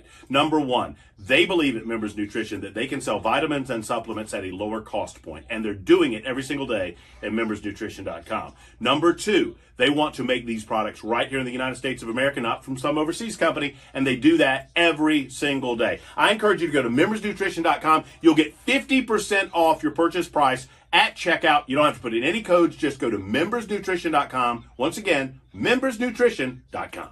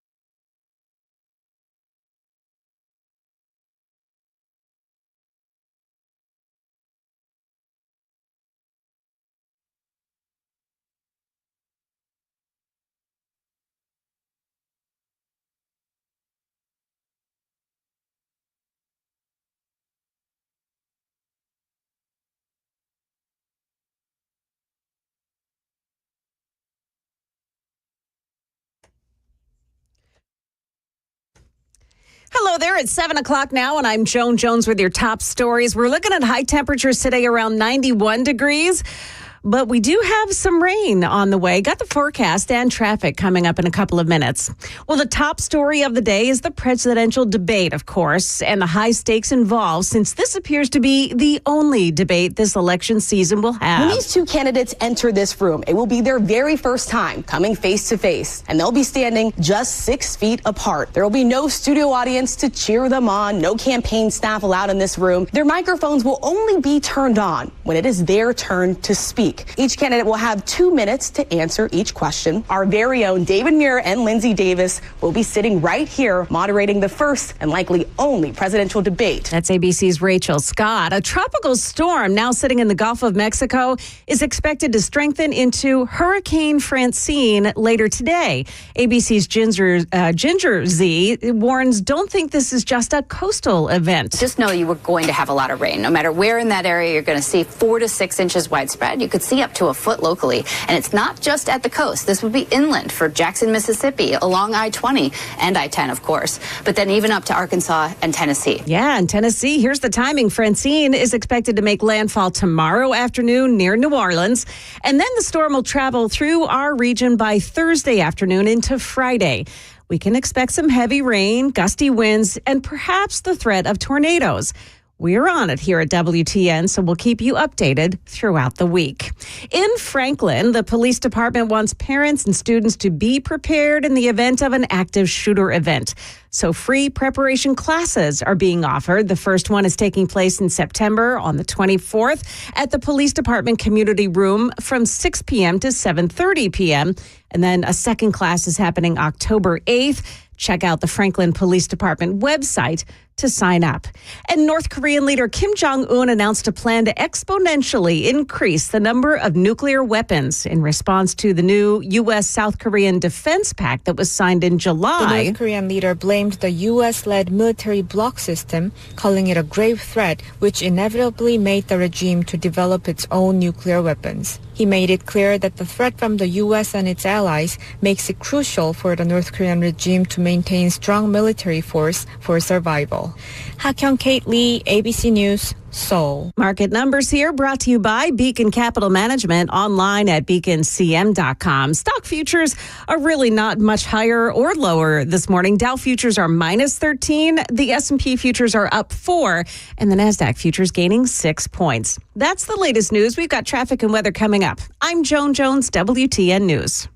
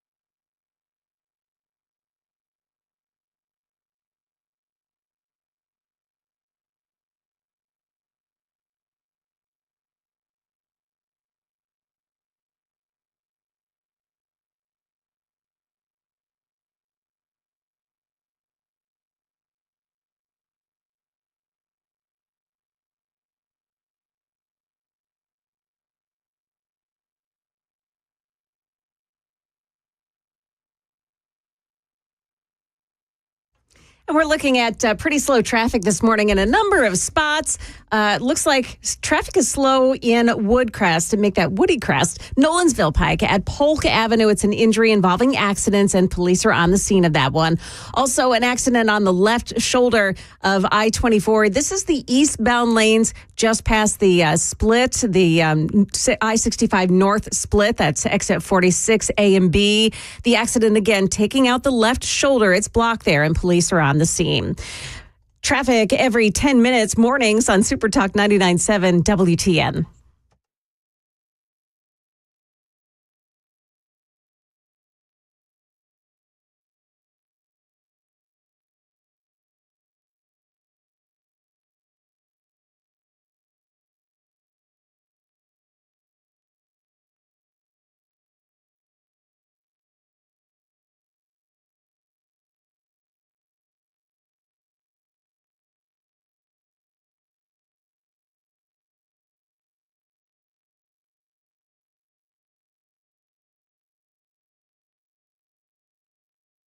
Information fueled, opinion driven. This is Nashville's Morning News with Dan Mandis. And so, my fellow Americans, we talk news. 7:07 Nashville's Morning News on Super Talk 99.7 WTN, along with Joan Jones, Johnny B, Dan Mandis here. I want to welcome on into the program EJ and Tony. You've seen him, heard him on Fox, and also part of the Heritage Foundation. Our economic analyst on Nashville's Morning News. EJ, always great to have you on. Of course, a big debate tonight. Kamala Harris yesterday coming out with her official economic policy.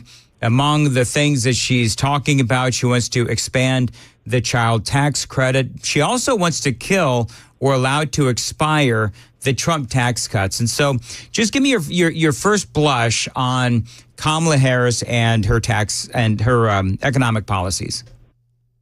well, it seems like a lot of this is the left hand not knowing what the right hand is doing. So at the same time you want to increase a tax credit, you also want to increase people's marginal tax rates. In other words, you're going to tax less of their income, but you're going to tax it at a higher rate. You're going to take a higher percentage of it. I mean, if you want to provide relief for families, why not just do the one? Why are you doing both? It really seems like you're trying to essentially play politics and say, hey, look at all the money I'm giving you over here and pay no attention to the money I'm taking away from you over there. Yeah, I think I do find that interesting, and you bring up a great point, because when she allows the Trump tax cuts to expire if she's elected, I mean, all you got to do is Google, and most people, even folks on the left-hand side of the aisle, economists that are, you know, more left in nature, they will tell you the numbers are the numbers. And the Trump tax cuts, they've helped a lot of people, especially the middle class. Exactly. And, you know, here's one of the dirty little secrets. We call it the Trump tax cut, and I do myself, but what we really should call it is the Trump tax reform, because it didn't simply cut taxes anywhere and everywhere for all people. One of the groups that actually paid more under the Trump tax reform was very high income earners in very high tax states. So, you know, Tennessee is blessed that they don't have an income tax. But if you look at a lot of blue states like California, Illinois, New York, New Jersey, where you have very high income tax rates, the folks who earn a lot of money there actually ended up paying more because the Trump tax reform closed loopholes that allowed those folks to take massive deductions. We're talking in the millions of dollars. And so if you allow the Trump tax reform to expire, not only will you increase taxes on the American middle class, but essentially the Democrat donor class, again, very high income individuals in high tax states, are going to get a windfall. In places like New York City, those folks would literally pay millions of dollars less per year in taxes. One of the things that she says she's going to do, she's pledging not to raise taxes on anyone making less than $400,000 a year. Yet if she's going to, not to belabor the point, but if she's going to allow the Trump tax cuts to expire, well, then that's what she's effectively going to do.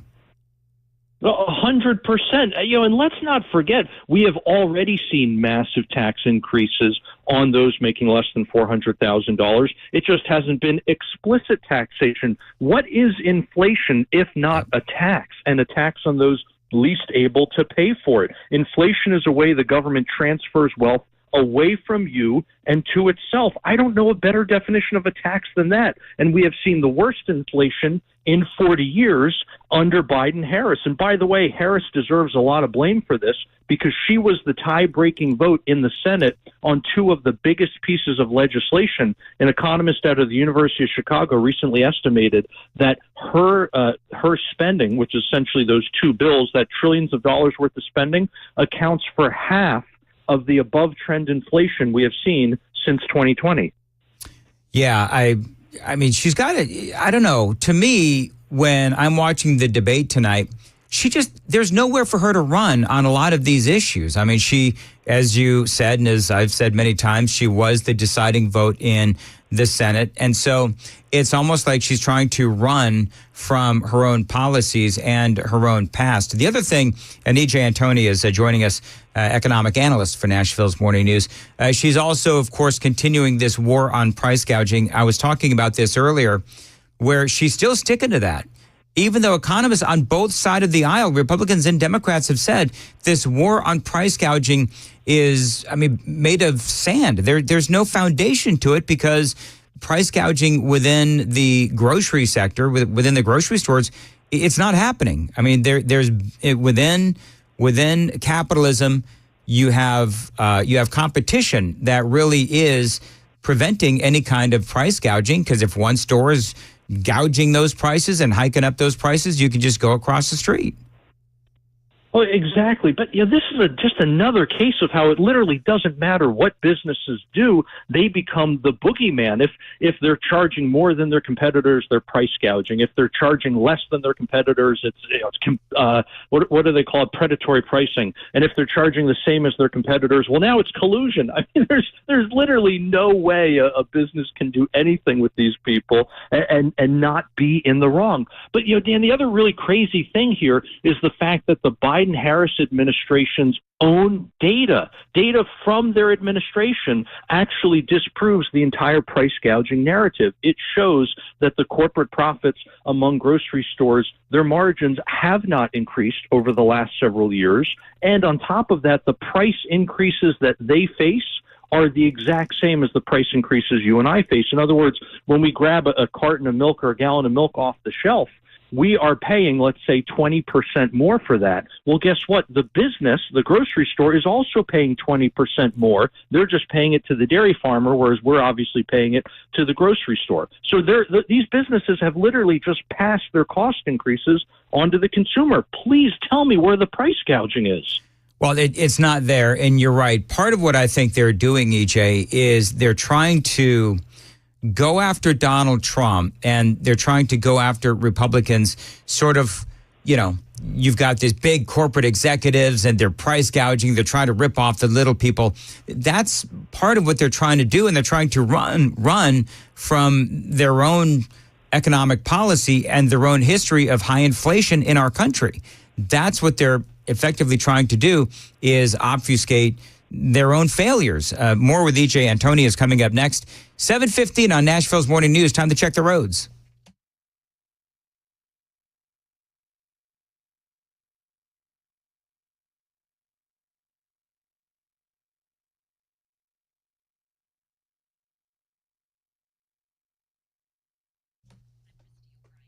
$7:15, sunny today and a high of 90 degrees. Appreciate you listening to Nashville's Morning News. 56 degrees. EJ, let me ask you this. When it comes to, tariffs and that kind of thing, Donald Trump has said he wants to increase the tariffs on China and so forth.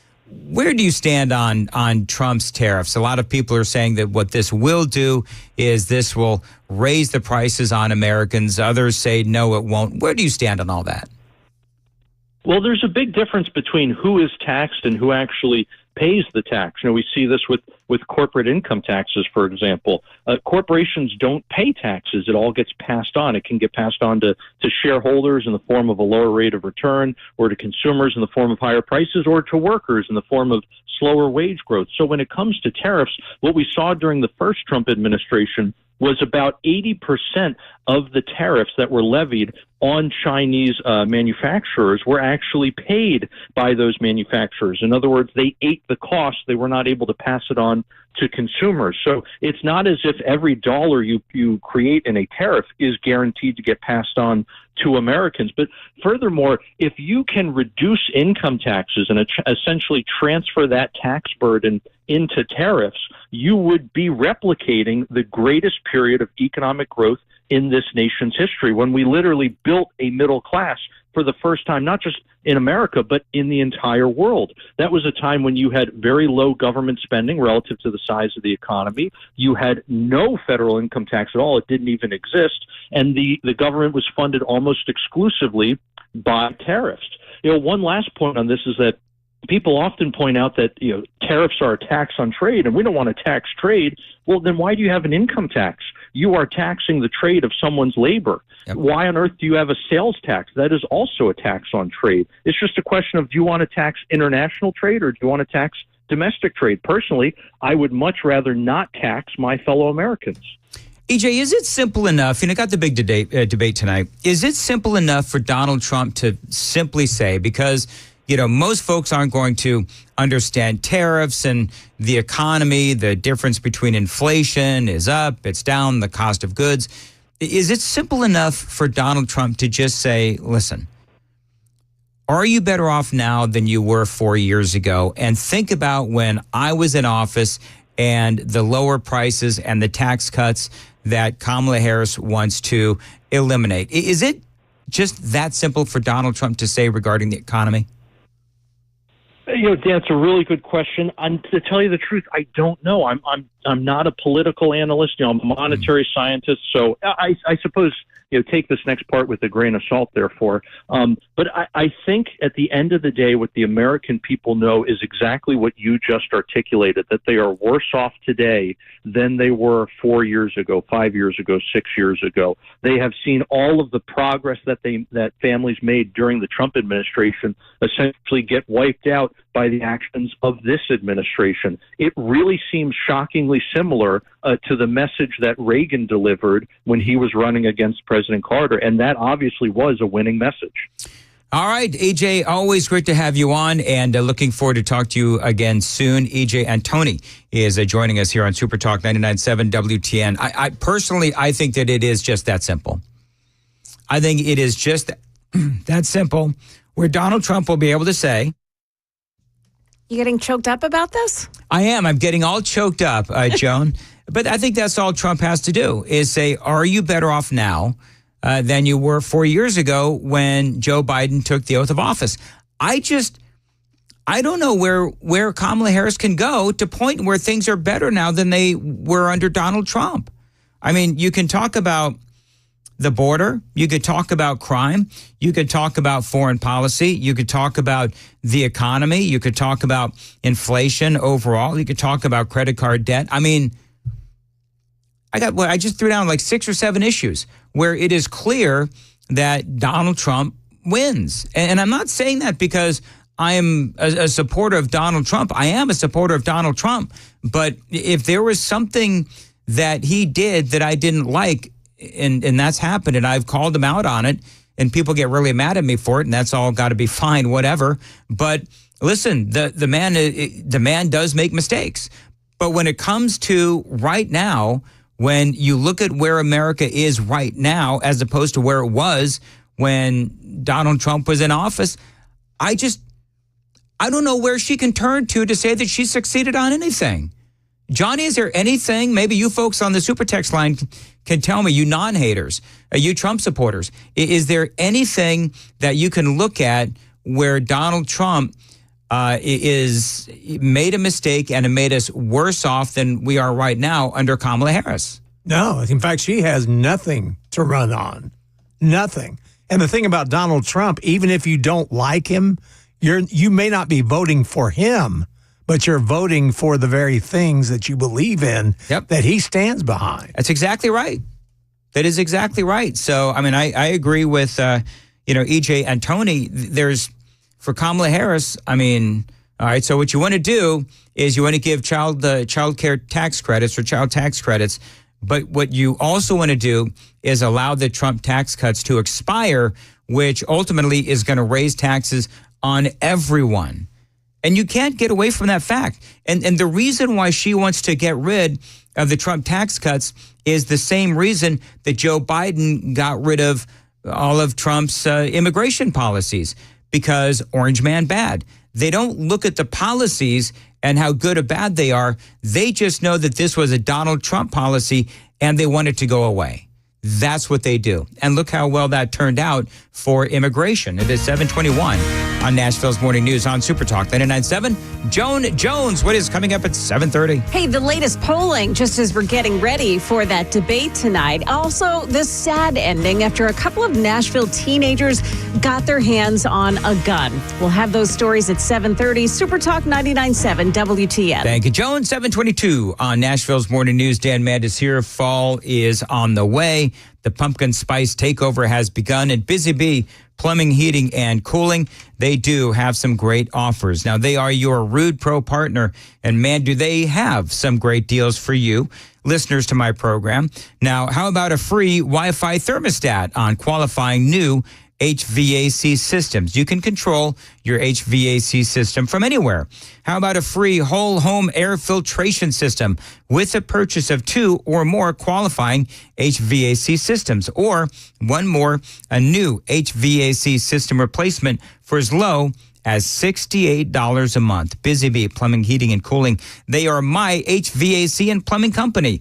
Busy Bee Heating and Cooling. Remember, when you become a Beehive member, like I have been for years now, almost 10 years I've been a Beehive member, it is the best way to keep your systems in tip-top shape all year long. For satisfaction guaranteed, call Busy Bee HVAC. They are your Rude Pro partner. 615-775-7833. 615-775-7833. BusyBeeHVAC.com.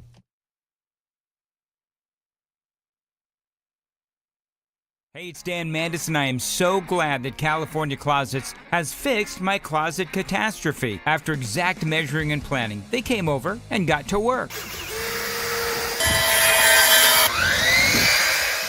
Yeah, once it was all plotted out on their 3D CAD system, the pieces are measured, cut, and precisely installed into my space. It was clean, fast, and professional, and above all, my new closets look and function great. Now, this was my dormer, and now this is my new dormer thanks to California Closets. Look at all of this added space for shirts and shoes, you name it, and it is cut so precisely, simply amazing. And my old closet that has now been reborn as the ultimate in style and functionability, making the best use of the space that I had. They can work on just about anything: bedrooms, garages, home offices, closets, pantries, and so much more. Find them online, CaliforniaClosets.com, and see what they can do for you. You can schedule a free design consultation. Mention my name, CaliforniaClosets.com.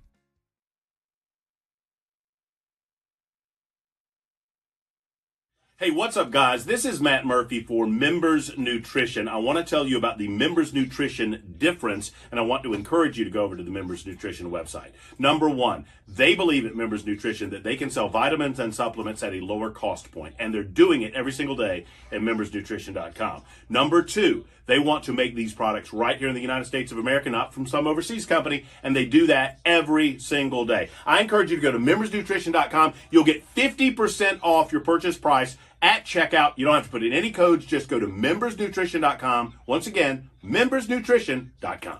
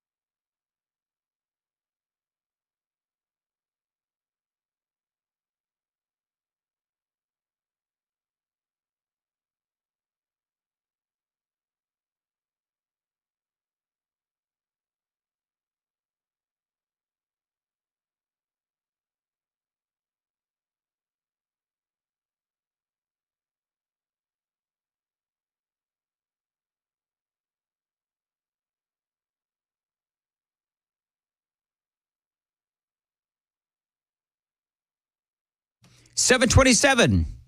Nashville's Morning News on Super Talk 99.7 WTN. Johnny, I'm sorry, I was not paying attention earlier. You want me to get out at 29.50? That's correct, Dan. So, Johnny, do you know and Joan, you can chime in as well. Do you guys know the 6 very simple rules to being a good climate activist? Well, I don't think we would know. No, I don't you know think what I'm saying? I guess everything opposite of what I do. How? Hold on. I can take a guess at least one of them, though. Yeah, go ahead. You have to be able to stop traffic at a very inconvenient time on super busy roadways. Yes. Absolutely. Block the highways. There you go. Step 1, own a private jet. This is, again, how to be a good climate activist. Step 1, own a private jet. Number 2, lecture the poor. Step 3, fly to Davos. Step 4, give yourself an award. Step 5, make rules to make the poor poor. And number 6, don't follow those rules yourself. There you have it. The 6 steps to being a good climate activist. You just described Al Gore to a T. Yeah. And John Kerry. Yes. Yes. And the rest of these folks. And Leonardo DiCaprio. That's exactly right, Johnny. All right, so coming up, don't forget, 8:06, James Carafano is going to join us. House Republicans have come out with a report blasting Harrison Biden for the failed pullout of Afghanistan. The Democrats have come out with their counter report blaming Donald Trump. We'll speak to James Carafano about all of that. Also in the news today, we do have Ukraine. They have hit Moscow with a massive, remember, this is Moscow.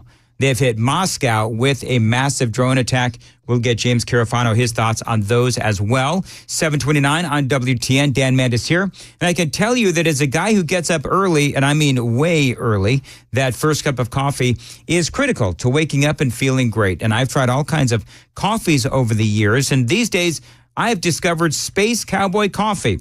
Now, this is incredible, rich tasting coffee with signature blends from around the world. They're going to be there tonight, as a matter of fact, at our event at Scoreboard Cedar Creek. So looking forward to having them at our event. So come on out and try some Space Cowboy coffee. And as we all watch the debate, I think it's going to be a lot of fun. Now, if you're a coffee snob like me, give Space Cowboy coffee a try.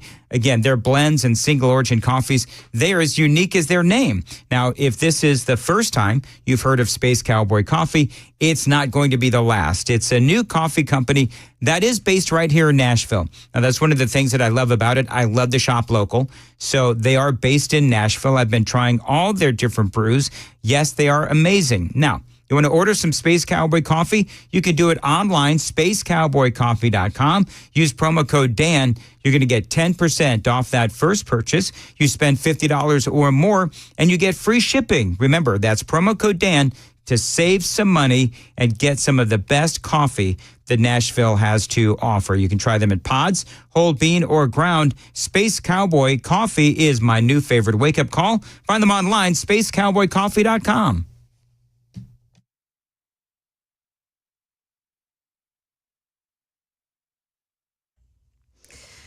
Well, hello there. It is now 7:30, and we've got a really hot day in store for us. Also, some serious rain headed our way. Traffic and weather coming up right after the news. Won't be long now. Former President Trump is facing off against Vice President Kamala Harris at the National Constitution Center in Philly tonight. And ahead of that debate, the latest polling. Here's ABC's Lionel Moyes. Another poll this morning shows the race is a statistical tie. It finds Harris has more support from union members, while Trump has more support from veterans. And in a race where age could be a factor, 61% say they view Harris as mentally sharp, compared to 52% for Trump. Trump surrogates say the former president will link Harris to policy failures on the border, crime, and inflation. Harris says she's prepared for anything Trump throws at her after spending days prepping in Pittsburgh holding mock debates. Other news of the day, a 15-year-old Nashville teen has died of his injuries after being shot in the neck. Metro Nashville police say that Bentley Delancey was injured as he and another teen were playing with a pistol they found in an apartment on British Woods Drive. The city's Youth Services Division is investigating how those teens got their hands on the gun. Well, we're learning more about the arrest of Miami Dolphins player Tyreek Hill, who claimed he was respectful to police when he was pulled over. Body camera footage shows he wouldn't keep his car window open for police. What starts as a dispute between an officer and Hill about keeping the car's window rolled down escalates. Hill is forced down onto the pavement. Officers handcuff the NFL star, bring him to his feet, then pin him back down to the ground. I just had surgery on my knee. Another officer explains who Tariq Hill is. Meanwhile, fellow Dolphins player Jonnu Smith arriving on the scene. Teammate Calais Campbell arrives, police demanding he leave as well. What you do is not lawful, sir. Campbell refusing, detaining him, briefly placing him in cuffs. Now, reports say that he had been pulled over for traveling 100 miles an hour in a 55-mile-an-hour speed zone. An officer has now been put on leave. And that's the latest news. We've got traffic and weather just ahead. I'm Joan Jones, WTN News. 7:33 on, I'm sorry, Super Talk 99.7. You know what I'm watching? I'm sorry, that's my bad. I'm sorry, Joan. What are you watching? There is a video of a guy online, and he walks up to Nancy Pelosi. Nancy Pelosi is at a book signing. I saw this. And dude walks up to her, and he starts asking her for stock advice. Yeah. What stocks to pick? Oh, my God. But they're of course, not happy. He got carried out. He did. He got. Well, I wasn't at the being carried apart yet. I'm at the part where he has been basically assaulted by her security team, and he's like, "Look, I just want stock advice. That's all I want." They made him leave the store. By the way, can't that ask whole her questions like that, you know. That whole Tyreek Hill thing. Yes, have you seen the video? I did. I watched it a couple times. Can I just ask, why is it so difficult to understand that when you're pulled over by the police, you need to listen to the cops? Like, I don't know why this is so difficult. The police pull you over, you roll down your windows, you keep them rolled down, you show them your license. If they want you to get out of the car, you get out of the car. You can't not listen to the police, disrespect the police, and then expect them to be real happy about it. Not only that, he also said afterwards that he had been respectful to police just like his mama told him to be. Yeah. Well, if that's respectful, I don't know what disrespectful would be. Good Lord, And man. the other teammate that stopped by, you know, he stopped in front of him, got out of his car, and somebody in that car was, you know, with the cell phone out and filming the whole thing. That guy wouldn't listen to police either. The police kept saying, get back in your car, get back in your car. He wouldn't do it. I think the police held a lot of restraint. They could have done a lot worse, but they realized that they were in a situation where they were being filmed and they were not going to come out of this well. No, which is a shame because the cops weren't doing anything wrong as far as I can tell. Yeah. He was driving 100 miles an hour in a 55-mile-an-hour speed zone. What is it with these athletes, man? They just think they can get away with stuff like this with no consequences or ramifications whatsoever. Then they feel like they can lie about it. Yeah. And bash the police because bashing the police is something that, of course, the Democrat Party, they love that. I don't know what Tyreek Hill's political affiliation is, but I'm glad that the body cameras from the police have come out and shown that you're right, Joan. I do believe that they did show some restraint. And Tyreek Hill, I mean, listen, it's all, I love the audio. Well, I had surgery on my knee. I know. Okay. But you're going to play a football game, you moron. And he can't sit down on a curb? Really? Yeah, whatever. All right. Thank you, Joan. 7:36 on Nashville's Morning News. Great news for homeowners. Mortgage rates are tanking. Now, my friends at Loan Pronto, they do right now have rates that start with a 4. This is the best rate in years. Now, listen, if your current rate is over 6%, you can dump it and lower your house payment big time. Now, Loan Pronto is locked in, folks, recently at a 4.99% APR. So whether you got your loan last week, last month, or last year, it is time to call my friends at Loan Pronto. Even if you're in the process with another lender, stop right now and call Loan Pronto and ask about their zero-cost rate reduction home loan. You can lock in a lower rate with no closing costs in a matter of days with almost no paperwork and usually no appraisal. And if you act now, you can even skip your next 2 house payments. So call them right now. Tell them Dan told you to reach out. It's loanpronto.com, 615-499-5780, 615-499-5780, loanpronto.com, equal housing lender, NMLS 166-1781 on approved credit.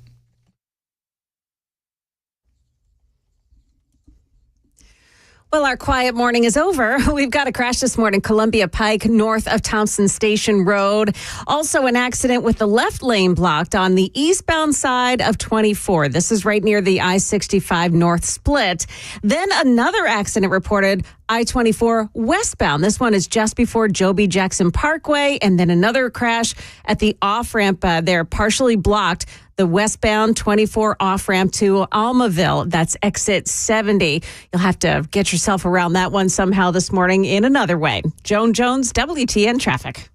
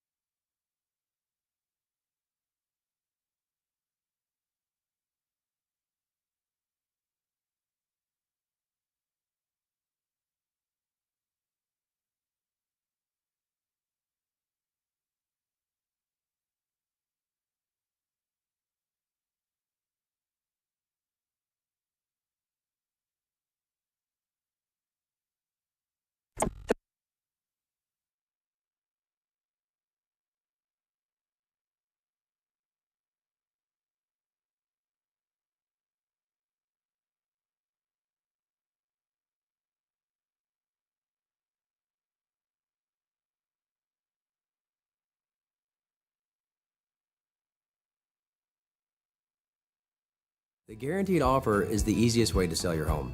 It's really simple. We bring you an all-cash offer. You close in as little as 21 days. No home inspections, no lock boxes, no open houses. Go to markspain.com to get a guaranteed offer and start packing.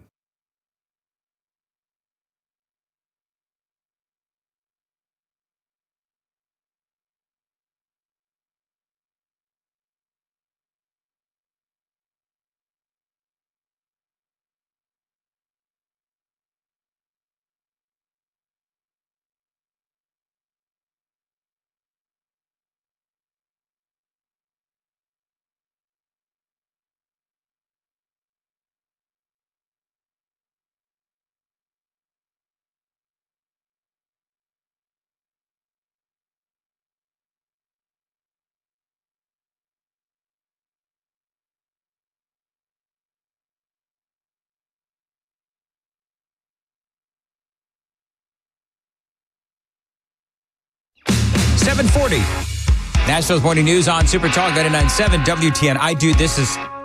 It's kind of made my day.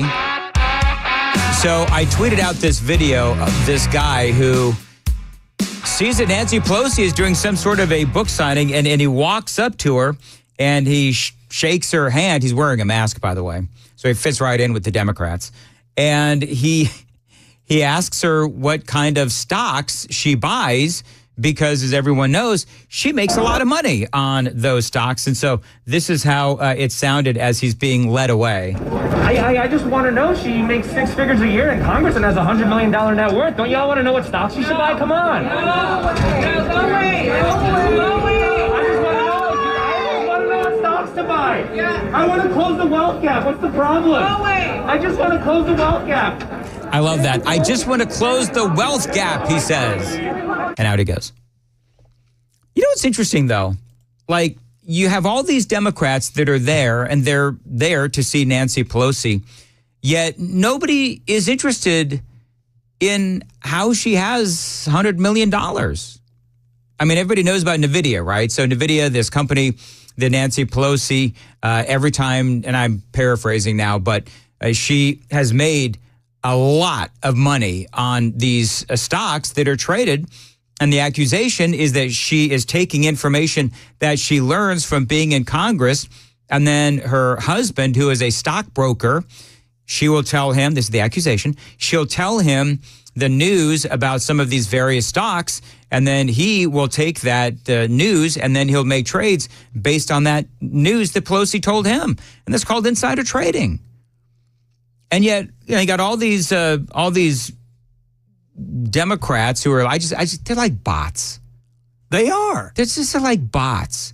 You're not really, so you're not curious as to how Nancy Pelosi, and this is well known. I mean, this isn't like one lone little accusation that is out there. I mean, this has been something that has been going on for a long time.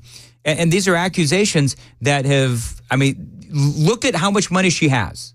Look at how much money she has. Look at the stocks that she's made money on. And you can only draw the conclusion that everybody has, many people have, and that is that she is engaged in insider trading. And that's what the accusation is.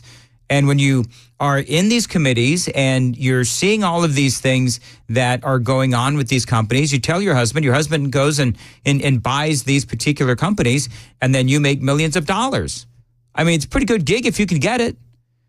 And this guy is just asking the question, and all these people are like, no, we don't want to know. You know why? Because you're a bunch of bots. Well, and they're the same people that will basically criticize a businessman who does well for himself, but yet they don't question these very people that are supposedly working for them.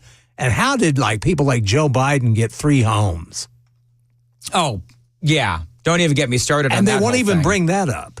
Hunter Biden, the selling of influence, all those kinds of things. Yet they'll go after Donald Trump's children. And they'll say, oh, Donald Trump, he was, born with a silver spoon in his mouth and he didn't earn his money and all that nonsense. Anyway, I love what the guy did. If you want to see that, follow me on X at Dan Mandis Show. Now, back to the migrants, because there's some news. The Haitian migrants in the last couple of weeks, you all know that we've been talking about the influx of illegal aliens from Venezuela. With those Venezuelans taking over apartment buildings in Colorado, that story is still going on, by the way, but now it seems to be overtaken by this story from Springfield, Ohio, where we have now these Haitians that have taken over Springfield. This is, in my opinion, a much worse story, a far worse story than what was going on in Colorado with the Venezuelans, because in Springfield, Ohio, Springfield has 60,000 people. They dropped off 20,000 Haitians. How is a town of 60,000 people supposed to deal with 20,000 Haitians? Now, you remember this guy. These Haitians are running into trash cans. They're running into buildings. They flipping cars in the middle of the street. Wherever they're at, that's what they're used to, bro. They're in the park grabbing up ducks by their neck and cutting their head off and walking off with them and eating them Yeah, that's horrifying local residents. Now, you remember this story about the woman that was eating the cat, right? What did you do? Why'd you kill the cat? Smile for me. Did you eat that cat? Did you eat it? Now, I was trying to figure out why exactly did the cop ask her to smile? Was he looking for Don't say it. Don't say it. Cat remnants in her mouth? Gosh, I knew you would do it. Fur. People Claw are remnants. having their breakfast, Yeah, some of them are not anymore. Are from not from this country, and they're chowing down on something we don't want to know. If you have migrants coming into your neighborhood, man, lock up your calves. No, why'd you kill it? Did you guys see all this? No, we pulled up and she was just laying there with it. Did you see her eating it? Eating it. She was eating it? Yeah. Now there's an update to that story. It's coming up next after traffic on WTN.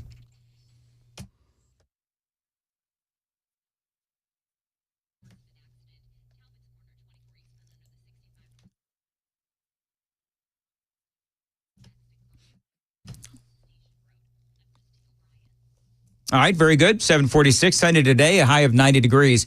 Appreciate you listening to Nashville's Morning News. So the woman accused of eating the cat. Now, this went, this set the internet on fire yesterday, right? Well, now we're trying to figure out, was this woman really from Haiti? Because now some people are saying that she's from Canton, Ohio. And say what you will about Canton. I think I've been to Canton. It's a great town. But whole point is that if the woman isn't from Haiti, that doesn't mean the entire Haiti storyline has been debunked. Whether or not this woman who they're saying she is from Canton, she's not from Haiti, and she's got, mental disorders. And let's face it, if you're eating cat, you're in this country anyway, then people are going to look at that as a mental disorder, and people locally are saying, yes, this woman does have some mental health issues. But that doesn't mean that the testimony of the residents isn't true, because I played you the audio of the one guy who was talking about how they're flipping cars, they're eating the ducks in the pond in the city square, all of these things. And, realize that whether or not the woman eating the cats is from Haiti or not, that doesn't diminish this person's story. People living their life here the way they did in Haiti. Angry, stealing, polluting, living in filth, and acting like animals. These are not civilized people. Opening containers in our grocery stores, helping themselves to what's inside and throwing the rest onto the shelves and floors. Pulling off of the highway to publicly clean and gut the roadkill lying there in front of anyone that passes by. Stealing animals from farmers and leaving their severed heads at the side of an old school where children play, relieving themselves in public, making some barbaric stew out of the birds that live in our park. This is insanity, and it has to stop. I mean, listen, say what you will about the woman eating cats that may have been from Haiti, may have been from Canton, Ohio. Doesn't matter, because that doesn't mean the entire story is false. That doesn't discount or exclude all of these other stories that the residents of Springfield, Ohio have. And I want you to think about your hometown and what would become of your hometown if you had this massive influx of people from Haiti. They refuse to adhere to our customs, our laws, and our culture. And how exactly is it that Democrats don't actually see this? So that's number one. Number two, there's a couple of videos that are out there where average Americans are walking their dogs. I think I tweeted this out on X, where a guy is just walking his dog, an older gentleman, and he is surrounded by, I don't know if these guys are from Haiti or from Venezuela, but this guy is just walking his dog and he's being attacked. They are belittling this man, and it's terrible. Then you have this testimony of a woman who said these folks from Haiti, they're camping out in her front yard. It is so unsafe. I have men that cannot speak English in my front yard screaming at me, throwing mattresses in my front yard, throwing trash in my front yard. And I can't. Look at me. I weigh 95 pounds. I couldn't defend myself if I had to. My husband is elderly, and last night, after living in this home for 45 years, he said, Noelle, guess what? It's time to pack up and move. He said, we can't do this anymore. He said, it's killing both of us mentally. I don't understand what you expect of us as citizens. I mean, I understand they're here under temporary protected status, and you're protecting them, and I understand that our city services are overwhelmed and understaffed. But who's protecting us? If we're protecting them, who's protecting me? No one. No one is protecting you. And you know who facilitated all of this? That's right, Kamala Harris. That is why, also, starting with our administration, we gave TPS, temporary protected status. By the way, I love how proud she is of that. Did you pick up on that? Starting with our administration, you're damn right. Trump didn't do this. That is why, also, starting with our administration, we gave TPS, temporary protected status, to Haitian migrants, 55,000. And then more recently, we extended temporary protected status to over 100,000 Haitian migrants for that very reason, that they need support, they need protection. So there you go. You can thank Kamala Harris. It is 7:51 on Nashville's Morning News on Super Talk 99.7 WTN. And Joan Jones, what is coming up in the news? Well, we'll take a look at debate prep in the city of Philadelphia tonight. Also, we'll talk to you about what's coming up in our weather. Could be pretty gusty around here because of what's now a tropical storm will become a hurricane very soon. Those stories coming up here at 8 o'clock here on Super Talk 99.7 WTN. Kind of messes you up when the music bed isn't there, doesn't it, Joan? Messes me up because I just wasn't ready. Oh, you weren't ready? Yeah, I wasn't ready. Oh, well, clearly neither was I. There it is. Ta-da! Ta-da. All right. My computer's acting a little squirrely. By the way, Joan, I'm not sure if you know this, but when it rains really hard around here, we got to wear our galoshes. So if you have galoshes, you might want to wear them. I think you're pulling my leg. Johnny, you and I have official Nashville's Morning News galoshes, do we not? Moving on. 7:52. Nashville's. I called it. You totally did. Hey, Johnny, thanks for backing me up. Anyway, moving right along. 7:52 on WTN. Dan Mandis here. You know how much I love Zero Res because they keep my carpets insanely clean, and I always take advantage of their special pricing to save money. Now, in my house, I do use Zero Res all the time. We've got kids, we've got dogs, and I need to call them more often than I even want to admit. But the great news with Zero Res is that they don't use any harsh chemicals, and that means pure safety for my family. And they have the highest approval rating possible from the Carpet and Rug Institute. When they clean, they don't leave anything behind, just soft, fluffy carpets. Now, right now, a great deal for you, my listeners. 3 rooms of carpets cleaned for only $119. You're also going to get a free hallway. And you're going to get $100 off of air duct cleaning using Fresh100 as a promo code. Restrictions may apply. Call them 615-535-9376, 615-535-9376. Book online, ZeroResNashville.com.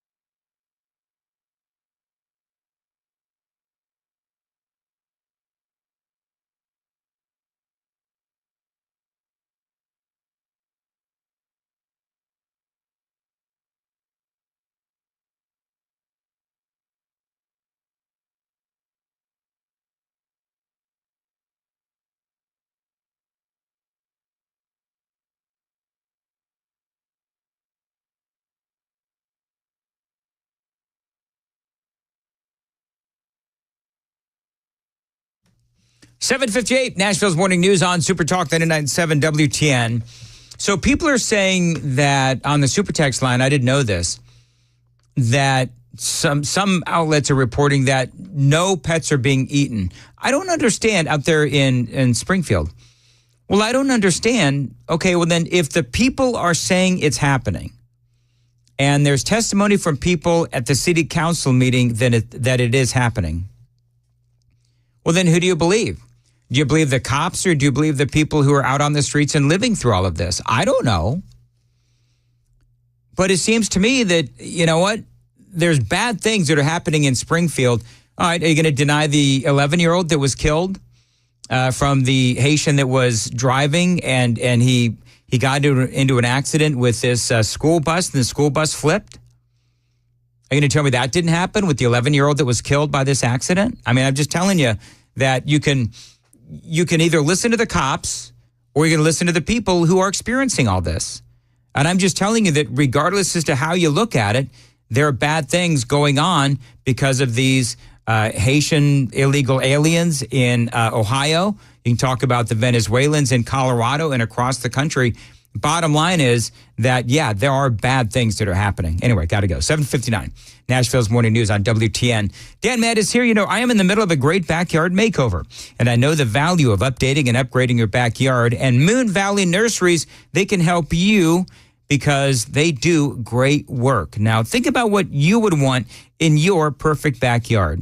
Then check them out online, moonvalleynurseries.com. Now, you can actually add a ton of livable space to your home when you expand and upgrade and update your backyard, not to mention increase the value of your home. Now, if you're not quite sure what you need to do, but you know that you need to do something, get a free design consultation from Moon Valley Nurseries. They can help you prepare for any backyard event, big or small. They can help you by creating the perfect setting for anything, again, big or small. Check them out online. Be sure and tell them that you heard about them on Nashville's Morning News and WTN. MoonValleyNurseries.com. That's MoonValleyNurseries.com.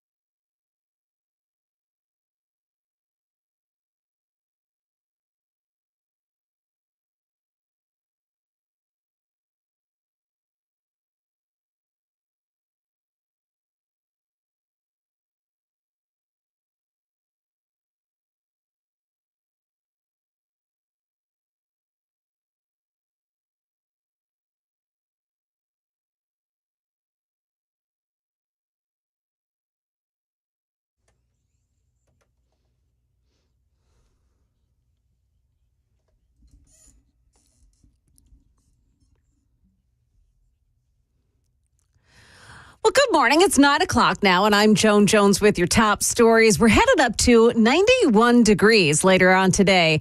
Stick around for traffic and weather coming up. It's a debate day, and former President Donald Trump and Vice President Kamala Harris are preparing for the big event in Philly. ABC's Martha Raddatz says Harris has a tall order to fill. Debates really can change the course of things. They can also just tell you more about the candidate. And people I've talked to, they just want to know more about Kamala Harris. That's really her challenge. Who is she? What does she believe? Americans are not, even at this point, that familiar with Kamala Harris. So there's added pressure for her to not only tell her story, but in some ways defend herself from the story that Donald Trump is trying to tell about her. Well, hey, it seems like all or nothing when it comes to rain around here. After suffering through an especially dry stretch here in Middle Tennessee, we are about to get too much rain all at once. The rainfall could be 6 to 12 inches. That is a lot of rain really quickly as well. And that is going to slow down. We don't want to sleep on this. Northern Mississippi, Tennessee, and Arkansas could get some rain going through the end of the week as well. Flash flooding there. That's ABC's Ginger Z. Francine, Hurricane Francine is expected to become a hurricane later on today. Well, there's now a $15,000 reward for information about the man who shot into traffic traveling along I-75 in Kentucky over the weekend. So far, Joseph Couch has eluded police trying to find him. And this morning, we're hearing some of the 911 calls after the shootings began. Yeah, someone just shot at us. I have a hole through my door. We're not hit. It went through my grandpa's other window. I love you so much. Police say they're focused on Couch because of some text messages that he sent to family members. It's costing us a lot less to fill up at the gas station. Gas prices have been dropping pretty dramatically for weeks. Analysts say it's a result of lower global oil prices, less demand to drive with summer over, and less demand from China due to its weakening economy. The Energy Department reports the average price of regular unleaded came down another 5 cents in the past week to $3.24 a gallon. Market numbers are brought to you by Beacon Capital Management online at beaconcm.com. Stock futures this morning are currently on the plus side. Dow futures up 48, the S&P futures gaining 16, the NASDAQ futures up 63 points. That's the latest news. Traffic and weather next. Joan Jones, WTN News.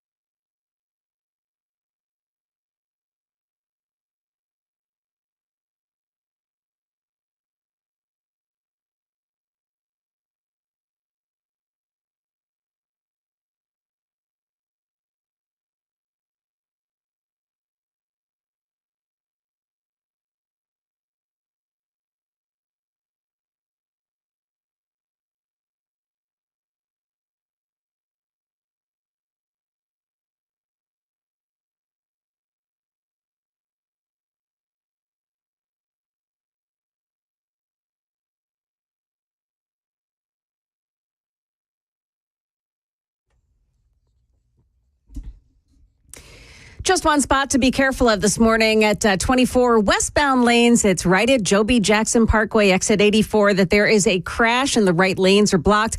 But traffic is stop and go there from Epps Mill, that's exit 89, all the way up to Joe B. Jackson. So careful as you're traveling in that area. Joan Jones, WTN News.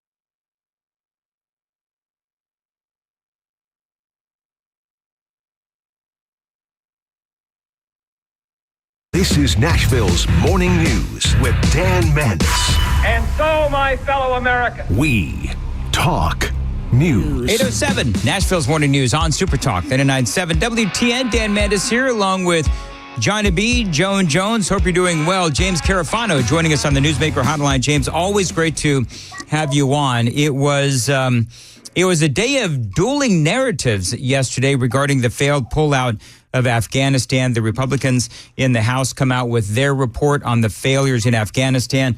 The Democrats turn around and they have a completely different narrative, blaming somehow Donald Trump for all of this. And so let's talk a little bit about this. First of all, this comes the day before the debate. So obviously there is some politics at play here.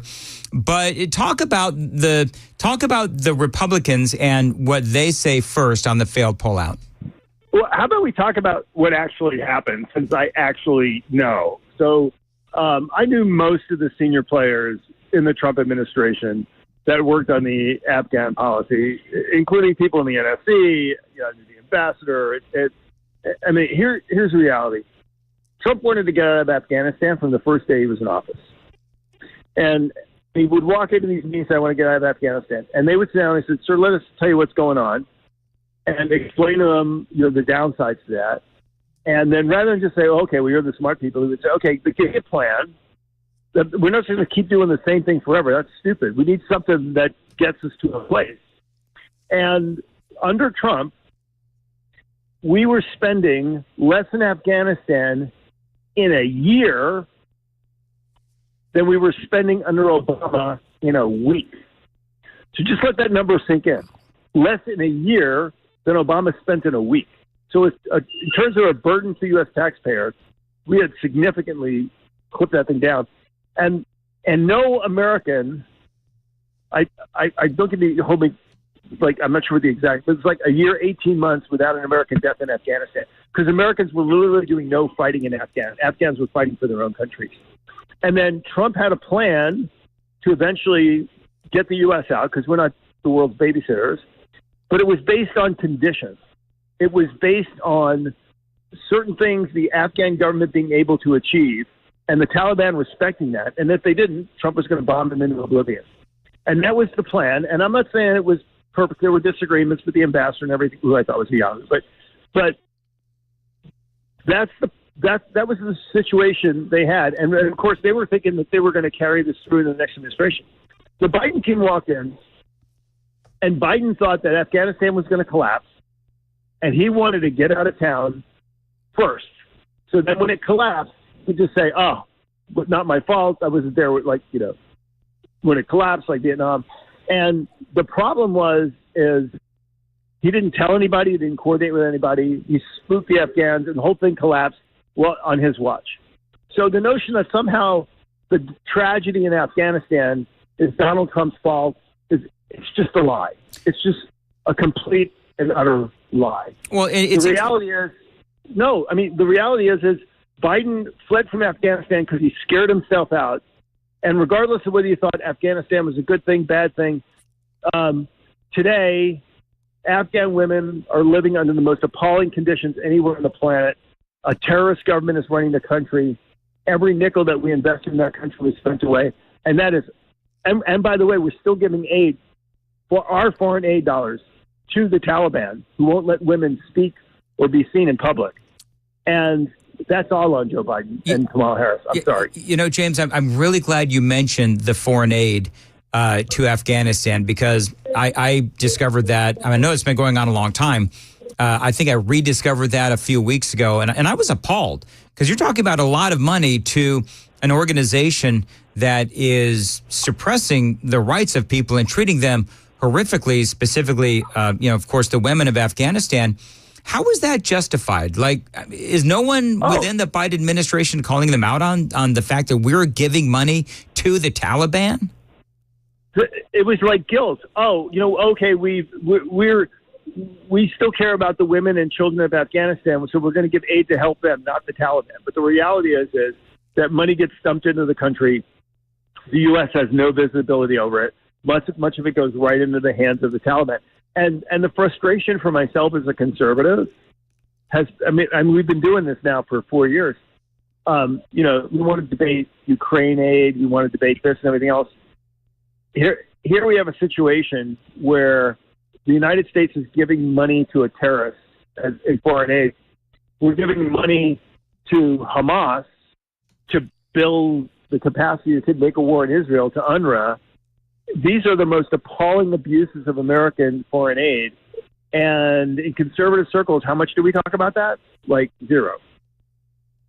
It is frustrating. And the United Nations Relief and Works Agency, that particular, now we're kind of going away from the original concept of the conversation. Right. But, I mean, you bring up great points, because what seems to be consistent throughout the Biden administration is making terrorism easier for these nefarious countries. I mean, whether it's Iran, whether it's Afghanistan, it just seems like this is what Joe Biden wants to do, is he wants to put our nation and Israel and other nations at risk by making it easier for these nations and these groups to fund and execute terrorism.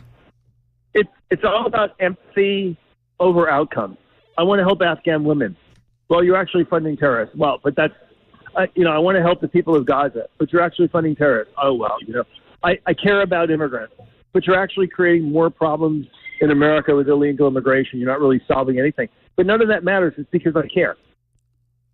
I mean, and this has been the byword of the Harris campaign. Look, I'm not political. I'm not a Republican. I'm a Democrat. I don't care who people vote for. But this is the byword of the Harris campaign. I care.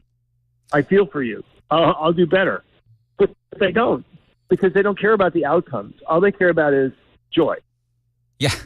Well, all right. You're absolutely right. And we could talk about this for an hour. However, some things are going on in Moscow I do want to talk to you about straight ahead. I got to check the roads here in Nashville straight up. James Carafano joining us. Time to check the roads.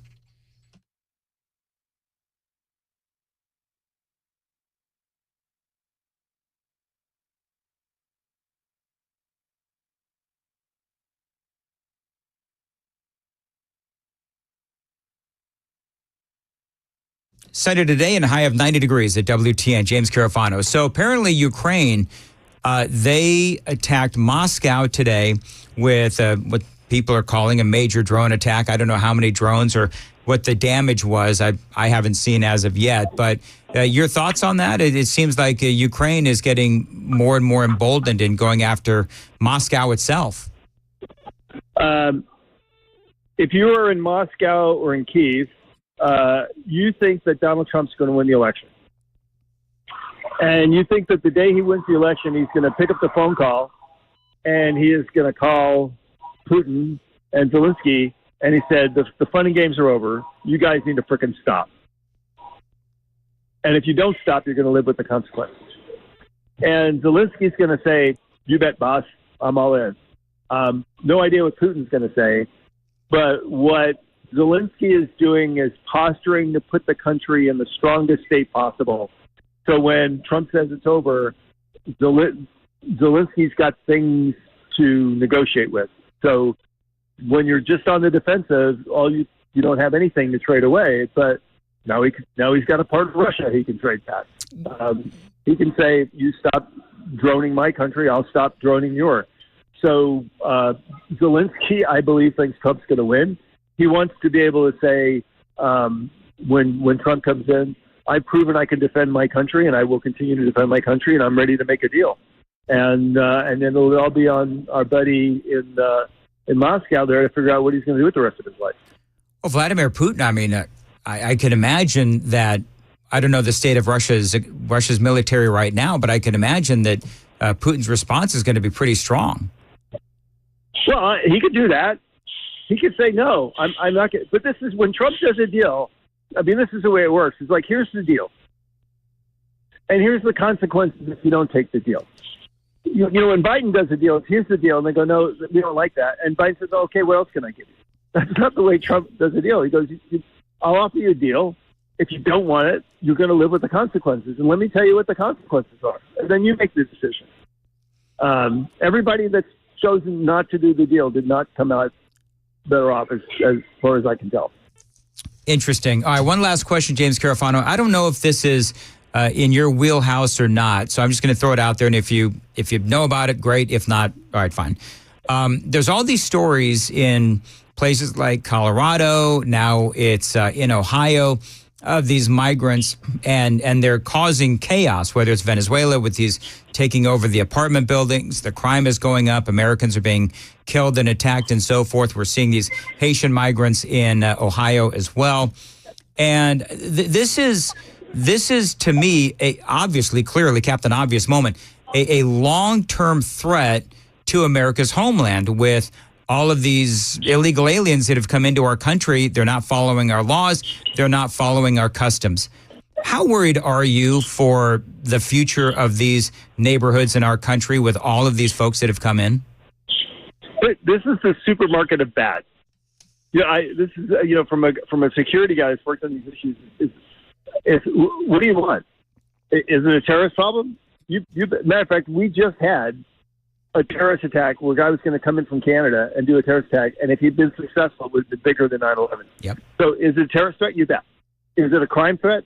You bet. We've literally overnight imported one of the world's most violent gangs into the middle of America. Is it an economic threat? Yeah, it's cost us like $18 billion. And it's absolutely, totally true that the economic costs of illegal migration are far outweighed by any benefits that you think you're getting. So less public safety, drug deaths have never been higher, never been worse. So literally there's no aspect of national security or public safety where an open border hasn't created a massive threat. And there's a reason why no other country in the world has a border as open and wild and reckless as the United States. None. Nobody has duplicated this. We are George Soros's experiment on open borders. Yep. And the only reason why we're talking about this now, it's actually not even because of the election. It's because after 4 years, we have run up the numbers so incredibly high that it's touched every single quarter of America, and you cannot turn around and not walk into seeing the problem in your face. No, I mean, James, you're absolutely right. And for me, let's hope Donald Trump wins so that he can at the very least stop it and then somehow try to clean it up. How he does that is anybody's guess. I mean, he talks about a mass deportation, which I think sounds great. But the bottom line is these folks do have this tendency to dissolve into our country. And it's a lot harder to clean up a mess once the mess has happened than making the mess. And so Harris and Biden have made the mess. And now it's up to Donald Trump, if he gets elected, to be able to clean up that mess. But it is going to be a long road indeed. James Carafano, always great to talk to you. It is 8:20 on Nashville's Morning News on Super Talk 99.7 WTN. Dan Mandis here, and I want to tell you about my friends at Cove Generators. Now is the time to call Cove Generators. Right now, they're offering you a free 7-year warranty. That is over $1,000 value. So if you've ever wanted a backup home standby generator, now is the time to do it. Plus, great financing options as well, now on the table and available. They are your premier Generac home standby generator dealer in the state of Tennessee. So be prepared for the next power outage and call Cove Generators and never lose power again. 931-559-3311. Tell them Dan Mandis told you to reach out and get that free 7-year warranty worth $1,000 on that backup home standby generator from Cove Generators. My buddy Generator Dave and the entire team at Cove, they are there to answer all your questions about how to keep the power on when power outages happen. 931-559-3311. 931-559-3311. Find them online, covegenerators.com. 8:21 on Nashville's Morning News. Joan Jones was coming up in the news at 8:30. Well, we will take a look at tonight's debate expectations in the news. Also, somebody's been doing the rain dance. We're expecting to get a whole lot of it later this week. Those stories and more coming up at 8 o'clock on Super Talk 99.7 WTN. Matt Murphy, weekdays at noon. What's happening in South America is a crying shame that we're not covering it more in the United States. And the reason we're not covering it more in the United States is there are major swaths of the mainstream media that want more of it here. The mainstream media would like to see Elon Musk shut down. Super Talk 99.7. The Tennessee Men's Clinic opened in 2014 for guys who get it done.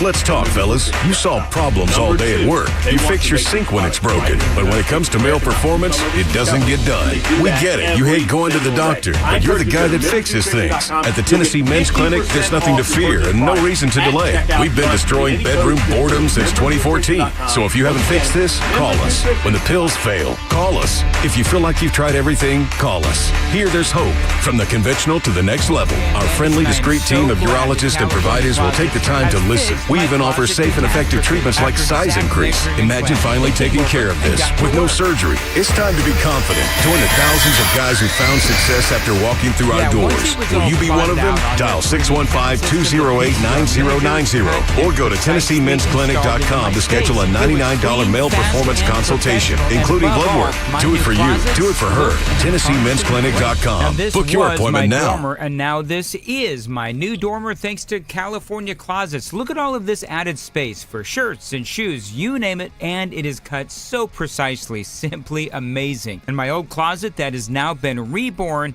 as the ultimate in style and functionability, making the best use of the space that I had. They can work on just about anything: bedrooms, garages, home offices, closets, pantries, and so much more. Find them online, CaliforniaClosets.com, and see what they can do for you. You can schedule a free design consultation. Mention my name, CaliforniaClosets.com. The guaranteed offer is the easiest way to sell your home. It's really simple. We bring you an all-cash offer. You close in as little as 21 days. No home inspections, no lockboxes, no open houses. Go to markspain.com to get a guaranteed offer and start packing.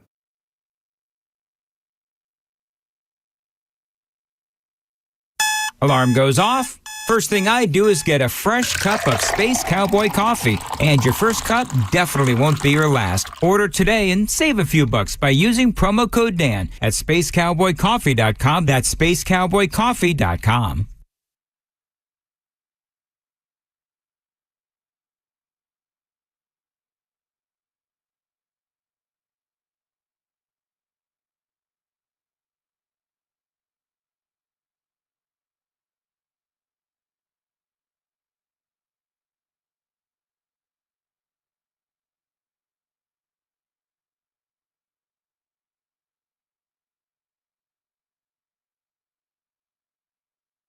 Hello, I'm Dr. Brian Foley, Advanced Clinical Nutritionist DC. Why live with digestive problems when there's a safe, natural, stabilizing approach to healing your digestive system with no medications that may have long-lasting harmful side effects? To learn more, call 615-333-0021.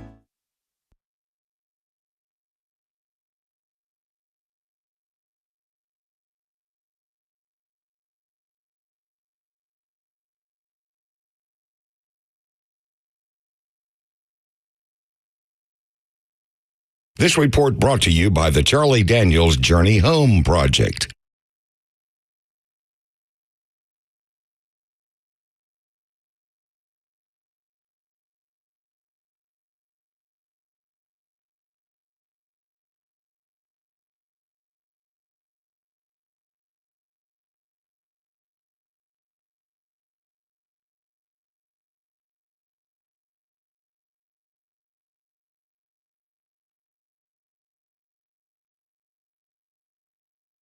Did you know that up to 50% of the air you breathe on the first floor of your home comes from your crawl space? Help control moisture and musty smells by encapsulating your crawl space with a USS lifetime guarantee. Call 615-488-7855 or visit USSTN.com.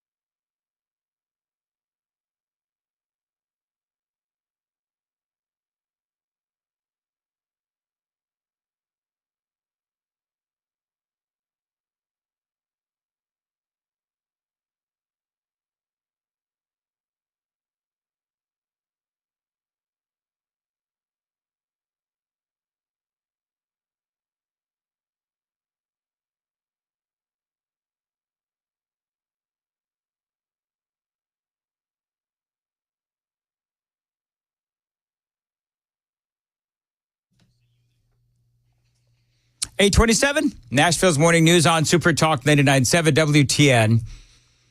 Jim on the Super Text line says, Dan, have you ever seen what passes for chili in Ohio? Eating cats there is no shock. That's what Jim says. Nuh-uh. I don't know. I've never had the Skyline chili. I've heard good things about it. And spaghetti there that could pass as cat food. Really? Yeah. I was so excited because they were saying it's the Sons of Italy. I thought, oh, real Italian food. No, it was from a can. People were laughing. Joe and you and I were talking about the when the lady ate the cat, and when they were asking her to like smile or show her teeth or whatever, and I said they were looking for. Yes. And I said, what did I say? I said feathers and not feathers, but fur and like blood. Yeah. People are like, well, maybe they're looking for fur balls in her. That's the kind of comedy that is on the Super Text line. Love the listeners. It's slightly more childish than mine. Slightly. Anyway, there you go. You don't get to look at the Super Text line yet, do you, Joan? I do not. I would like the opportunity to do so. Would you? Yeah. You sure about that? Yeah, you sure? I think so. Oh, Can I tell you something, Joan? Tell me. Is that every mistake you make yeah, is magnified 1,000 times. Like if you say it's 9 o'clock. And it's only 8 o'clock. Yeah. Does Joe know what we're talking about? I don't know. Did I do that? Yes. According to the Super Text line, you did. Oh man. Sorry about that, gang. That's okay. I probably made somebody late to work. If you scroll down, I was saying to Johnny off the air, it's time to go home. Yeah, I was already packing I'm up. done. Somebody get my Cheez-Its. So if you go back, if you scroll down to 8 o'clock on the Super Text line, all these people, it's not 9 o'clock, it's 8 o'clock. And they're just having hissy fits over the fact that you said it was 9 o'clock and it was only 8 o'clock. Sorry, gang. Didn't mean to mess up anybody's day. And you know what the day. other thing is like a resentful spouse, you make a mistake, they never let you forget it. No, they don't. They never let you forget it. Right, Johnny? And they'll bring it up years later. They will bring it up. I'm still hearing, that whole thing about, hey. Happy birthday. And oh my God, happy birthday. Jesus. I have some stories to catch up on. Oh, you have no idea. You have no idea. Anyway, time to go. 8:30, Nashville's Morning News.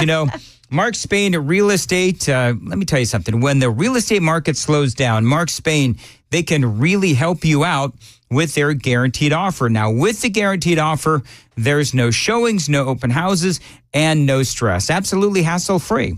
Now, fall, which is pretty much here, can be a busy time, and trying to sell your home can be overwhelming. With the guaranteed offer from Mark Spain Real Estate, you'll be on the market, get an all-cash offer, and close within days. And the best part is no stress and no hassle.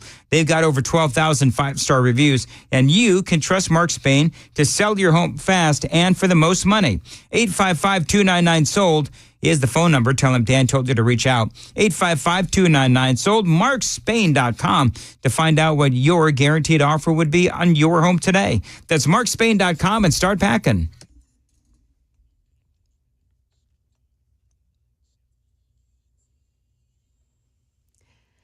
Well, good morning. It is 8:30. I'm checking myself. Yes, it's 8:30, and I'm Joan Jones with your top stories. The thermometer gets a workout today. We're headed up to 91 degrees. More on the weather, and we've got traffic in just a few minutes. All eyes are on Philadelphia now, where the likely one and only debate between the presidential candidates takes place tonight. ABC's Martha Raddatz says Kamala Harris has some splaining to do. She has to chart her own course and say why she would be different from Joe Biden at the same time being part of that administration. I would not expect her to come out and say, gee, I'm so sorry, this went wrong.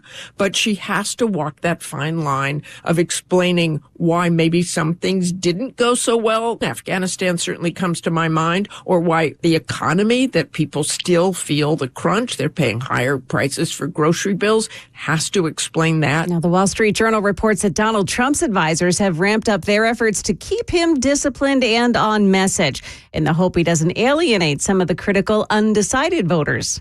New this morning, a SpaceX rocket with a 4-person crew of civilians took flight this morning. Polaris Dawn lifts it off from the Kennedy Space Center in Florida at 4:23 this morning, our time, in a live-streamed event on X. The rocket is carrying the crew to record-setting heights and becoming the highest that any human has ever flown since NASA's Apollo program. And a project to widen the road at School Street in Spring Hill could make a mess of your morning. Crews plan to close School Street from Macklemore Street to Air Street, and it's expected to last for a month. But that's, of course, dependent on the weather. Market numbers brought to you by Beacon Capital Management, online at beaconcm.com. Stocks this morning have begun trading the opening bell, and the Dow Jones Industrials have opened 90 points lower. S&P is up 23, and the NASDAQ is up 129 points.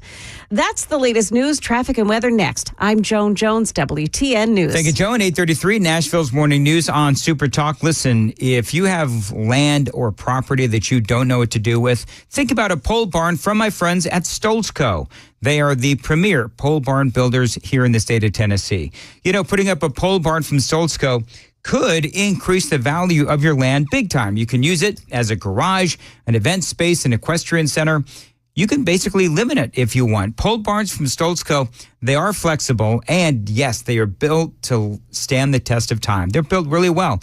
You can also plan ahead and build your retirement home. So call these folks at Stoltz Co. Tell them Dan told you to reach out, 615-622-5992. For Stoltz Co., they're going to give you some advice. They'll give you an estimate right over the phone as well, 615-622-5992. You can also find them on Instagram and Facebook or at their website. It's a great website. Terrific examples of all the different pole barns that they can build for you. Great options. STOLTZCO, stoltzco.com.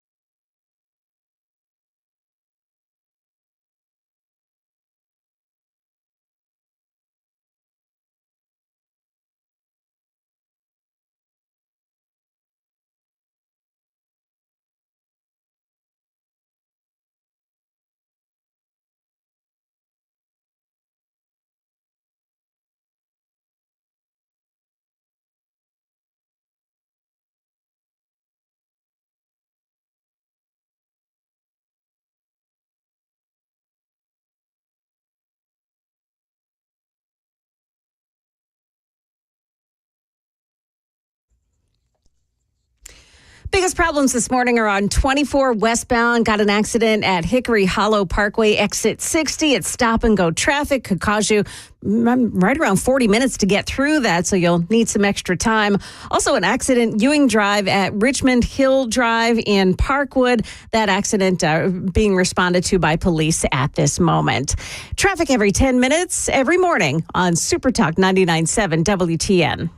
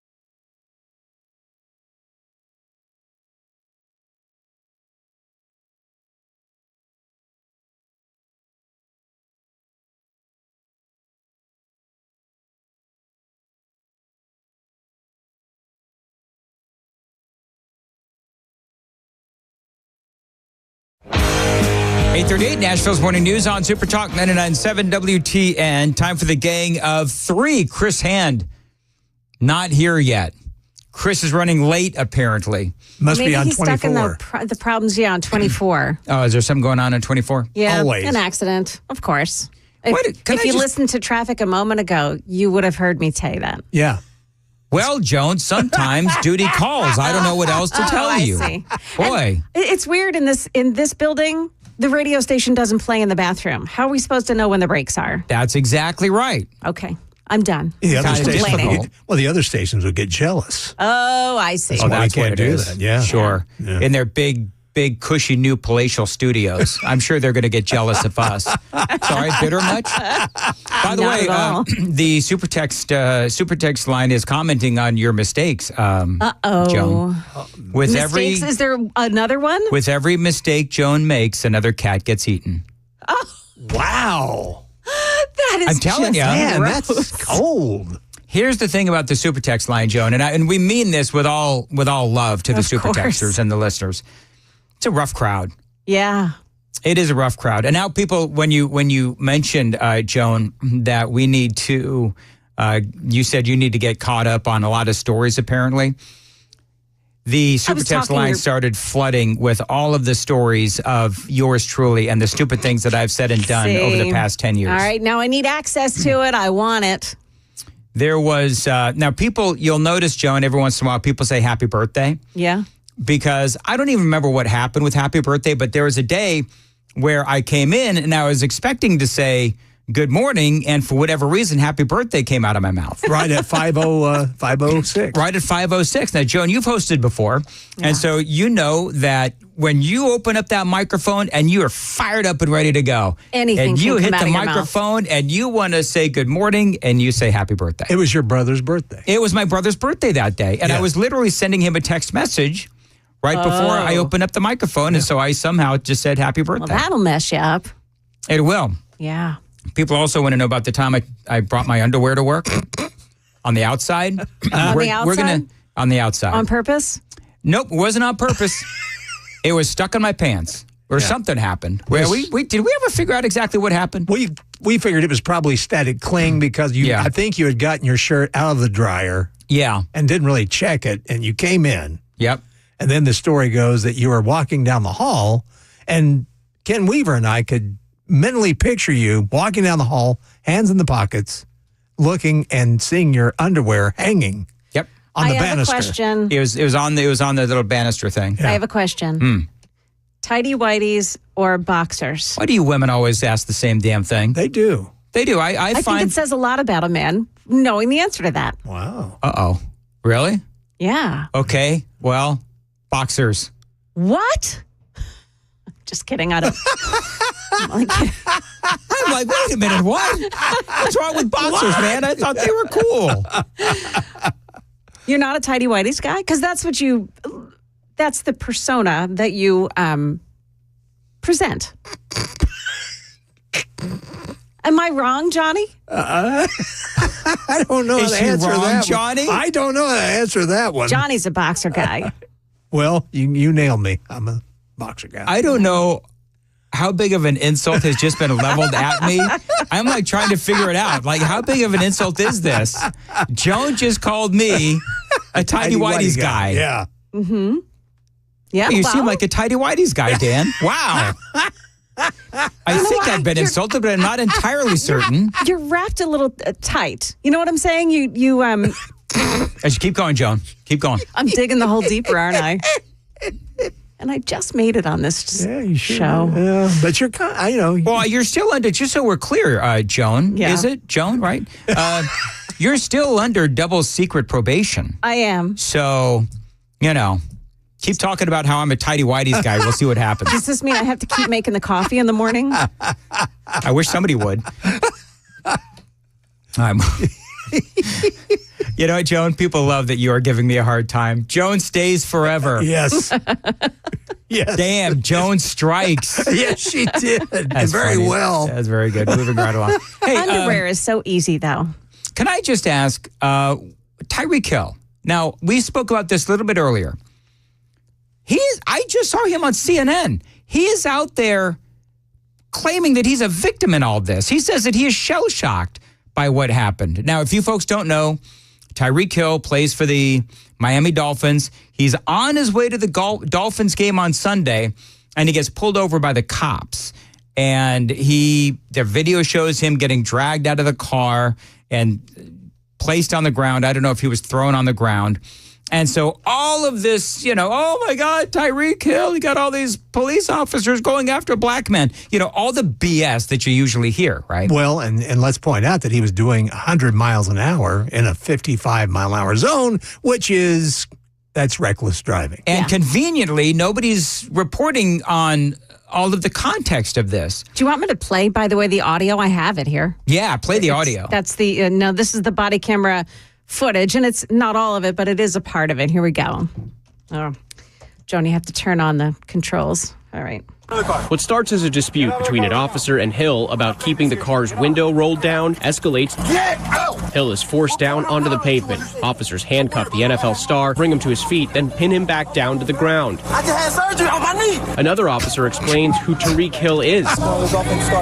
Meanwhile, fellow Dolphins player Jonnu Smith arriving on the scene. Teammate Calais Campbell arrives, police demanding he leave as well. What you do is not lawful, sir. Campbell refusing, detaining him, briefly placing him in cuffs. So that was the reporter package. I love the I had surgery on my knee as he's going to play a professional football game. Right. Yes. And driving 100 miles an hour. Just think if he would have run into someone. Well, and I don't know if you're right, Ken, and we've, Johnny, and we've seen that before. I'm sorry, Johnny. That's okay. We've seen that before. And so.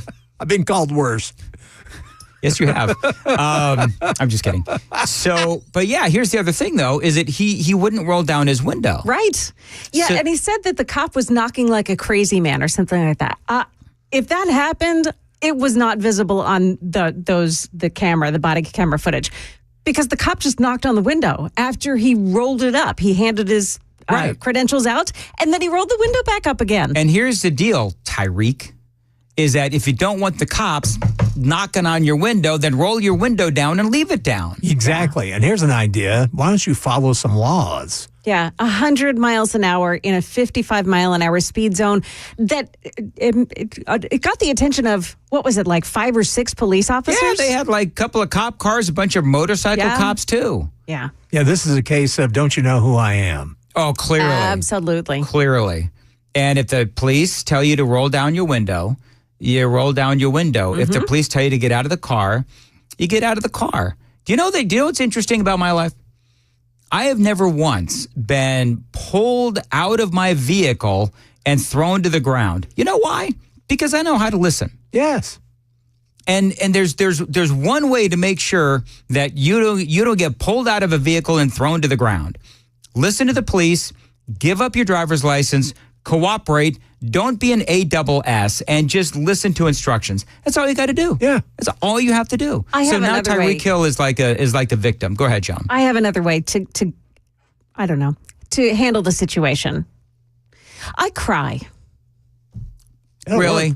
Yeah. Really? I don't blame her. If I were a girl, I'd gotten me out of many tickets, like in excess of 5 or 6 tickets. All right, so I like this. Yeah. Number one, I'd like to talk to you about your driving. I don't drive that way anymore. Number two, okay, so you can like cry on demand. Can you like cry right now? If I said, hey, throw down a tear, can you do that? I bet I could. But you know what the great thing, Joan, though, is about WTN? A lot of cops listen to WTN. Yeah. And so now what you've managed to do is put a target on my back. You put a target on your back. So now officers, if you pull over Joan Jones, expect the fireworks, don't fall for it. Why are you ratting me out? Because you said that I wear tighty-whities.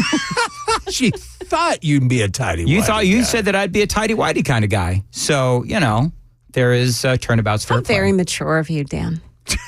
Oh my God, you throw down I'm like a tighty-whities guy, and yet I'm the one that's immature. I'm just saying. Yeah, well. Why do I all of a sudden feel like a marriage counselor? I have been pulled over, I kid you not. I've been pulled over twice over the past, 7 or 8 years.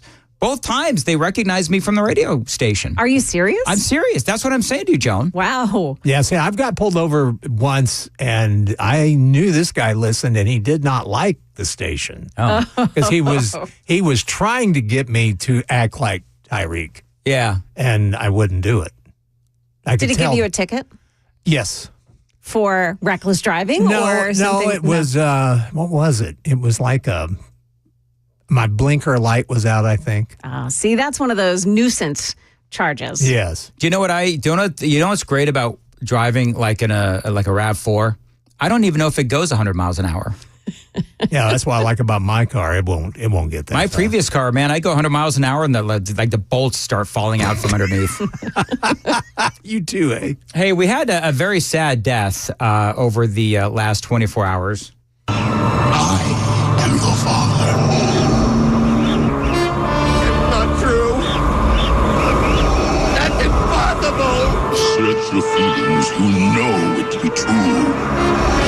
Search your feelings. My feelings is Mark Hamill's an a-hole. I've searched my feelings, and that's how I feel about Mark Hamill. Well, but it's not Mark Hamill that died. You didn't introduce that. No. No, it's everybody knows it's James Earl Jones that died. Okay. Yeah. Yeah. Well, there might be some out there that don't know it's. I'm sorry. Yeah. James Earl Jones died, everybody. And Mark Hamill is? Mark Hamill is just politically dead. He's dead that's to you. exactly. Yeah, yes. Mark Hamill is dead to me. Yes. Anyway, yeah. So James Earl Jones. So that was him as Darth Vader, the voice of Darth Vader. And we were talking earlier about our favorite James Earl Jones character. Mine, believe it or not, is not Darth Vader. Mine is the character where he was playing. Why can't I remember the name of the movie that he was in with the baseball movie? With Field of Dreams? Field of Dreams. The one constant through all the years, Ray, has been baseball. America has rolled by like an army of steamrollers. It's been erased like a blackboard, rebuilt and erased again. But baseball has marked the time. This field, this game, is a part of our past, Ray. It reminds us of all that once was good, and it could be again. Oh, people will come, Ray. People will most definitely come. And they did. Yeah, they did. Field of Dreams, a very popular movie, and we all know, well, if you haven't seen Field of Dreams, people came. Anyway, so yeah, I love that that character that he played. I've only seen Field of Dreams, which is why I'm having a hard time remembering it. Remembering the title. I've only seen it probably once, but it's such a great movie. Oh, it is. So I'll probably have to watch it again. Johnny, you were telling me a story about James Earl Jones. Yeah, I was reading it this morning, and I do believe he was talking about being on like a CB radio, and he said it was during the Star Wars, when Star Wars first came out, and he would get on it and talk to truckers in the Darth Vader voice. That is so funny. And he said I had to quit doing it because he was scaring people. See, you got to love a guy who has a sense of humor about himself, Oh, yeah. right? Yes. I mean, he definitely had a sense of humor about himself. Now, Joan, what was your favorite James Earl Jones character? Well, I do love, he played Terrence Mann in that movie, but I also like him in The Sandlot. You know, he was the grouchy old guy in The Sandlot. Grouchy old guy with a dog in The Sandlot. Yeah. And in the Slobbery Baseball. Slobbery Baseballs. Yeah, another great movie. Yes. I love, what's your favorite, Joan, you're a big baseball fan. Yeah. What's your favorite baseball movie? Do you have one? That's you got Bull Durham. You've got Moneyball. That's my favorite. Is Moneyball your favorite? Absolutely my favorite. Okay. Joan and I have bonded because that is my all-time favorite baseball movie too. Oh, nice. Okay. Brad Pitt. That's one of my favorite Brad Pitt movies. And Moneyball, it's a great movie. And it shows the realities of a small market team. And I could actually relate to that because of trying to run small market radio stations. Hey, Johnny, what's your favorite? My favorite baseball movie actually is The Rookie. I don't know if I've seen that. Oh, you need to see that. Who's in that? You need to see that.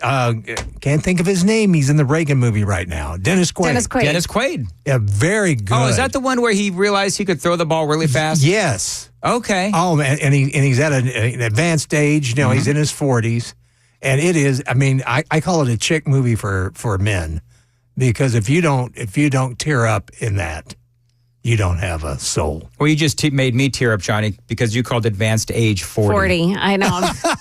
Thanks for so much baseball, there, for baseball, Got it. All right. Whoa. 8:53, and Joan Jones was coming up after the at the news at 9. We'll tell you the city of brotherly love is on edge this morning because protesters are descending on the debate site. Also, an overnight shooting outside of a local Dollar Tree store. Those stories coming up at 9 on Super Talk 99.7 WTN. Thank you, Joan. 8:53, Nashville's Morning News. Chris Handy is coming up after the news at 9. You ever really sit down and think about what could happen? The disasters that could take away our freedoms and our family? Now, I do, and that is why I keep a 4-week emergency food kit from My Patriot Supply, and that is right in my home. I've got everything you need to provide for my family during a crisis. With over 2,000 calories a day, there's enough to go around. So yes, I am ready. How about you and your family? What would happen if there's an attack on our homeland? Government crackdowns, maybe our grid gets taken out. You need to protect yourself and your family with My Patriot Supply. Now, you go to preparewithmandis.com. That is preparewithmandis.com, because right now you can get a $50 off the same 4-week emergency food kit that I have in my home. They're also going to get it to you fast and with free shipping. Now, this food does last up to 25 years. It does taste great. And yes, it will keep your family alive in times of trouble and despair. So remember that great discount, preparewithmandis.com. You're going to get $50 off of a 4-week emergency food kit. So now is the time to order from My Patriot Supply at preparewithmandis.com. Again, free shipping is included. It's going to go and order fast. That is preparewithmandis.com.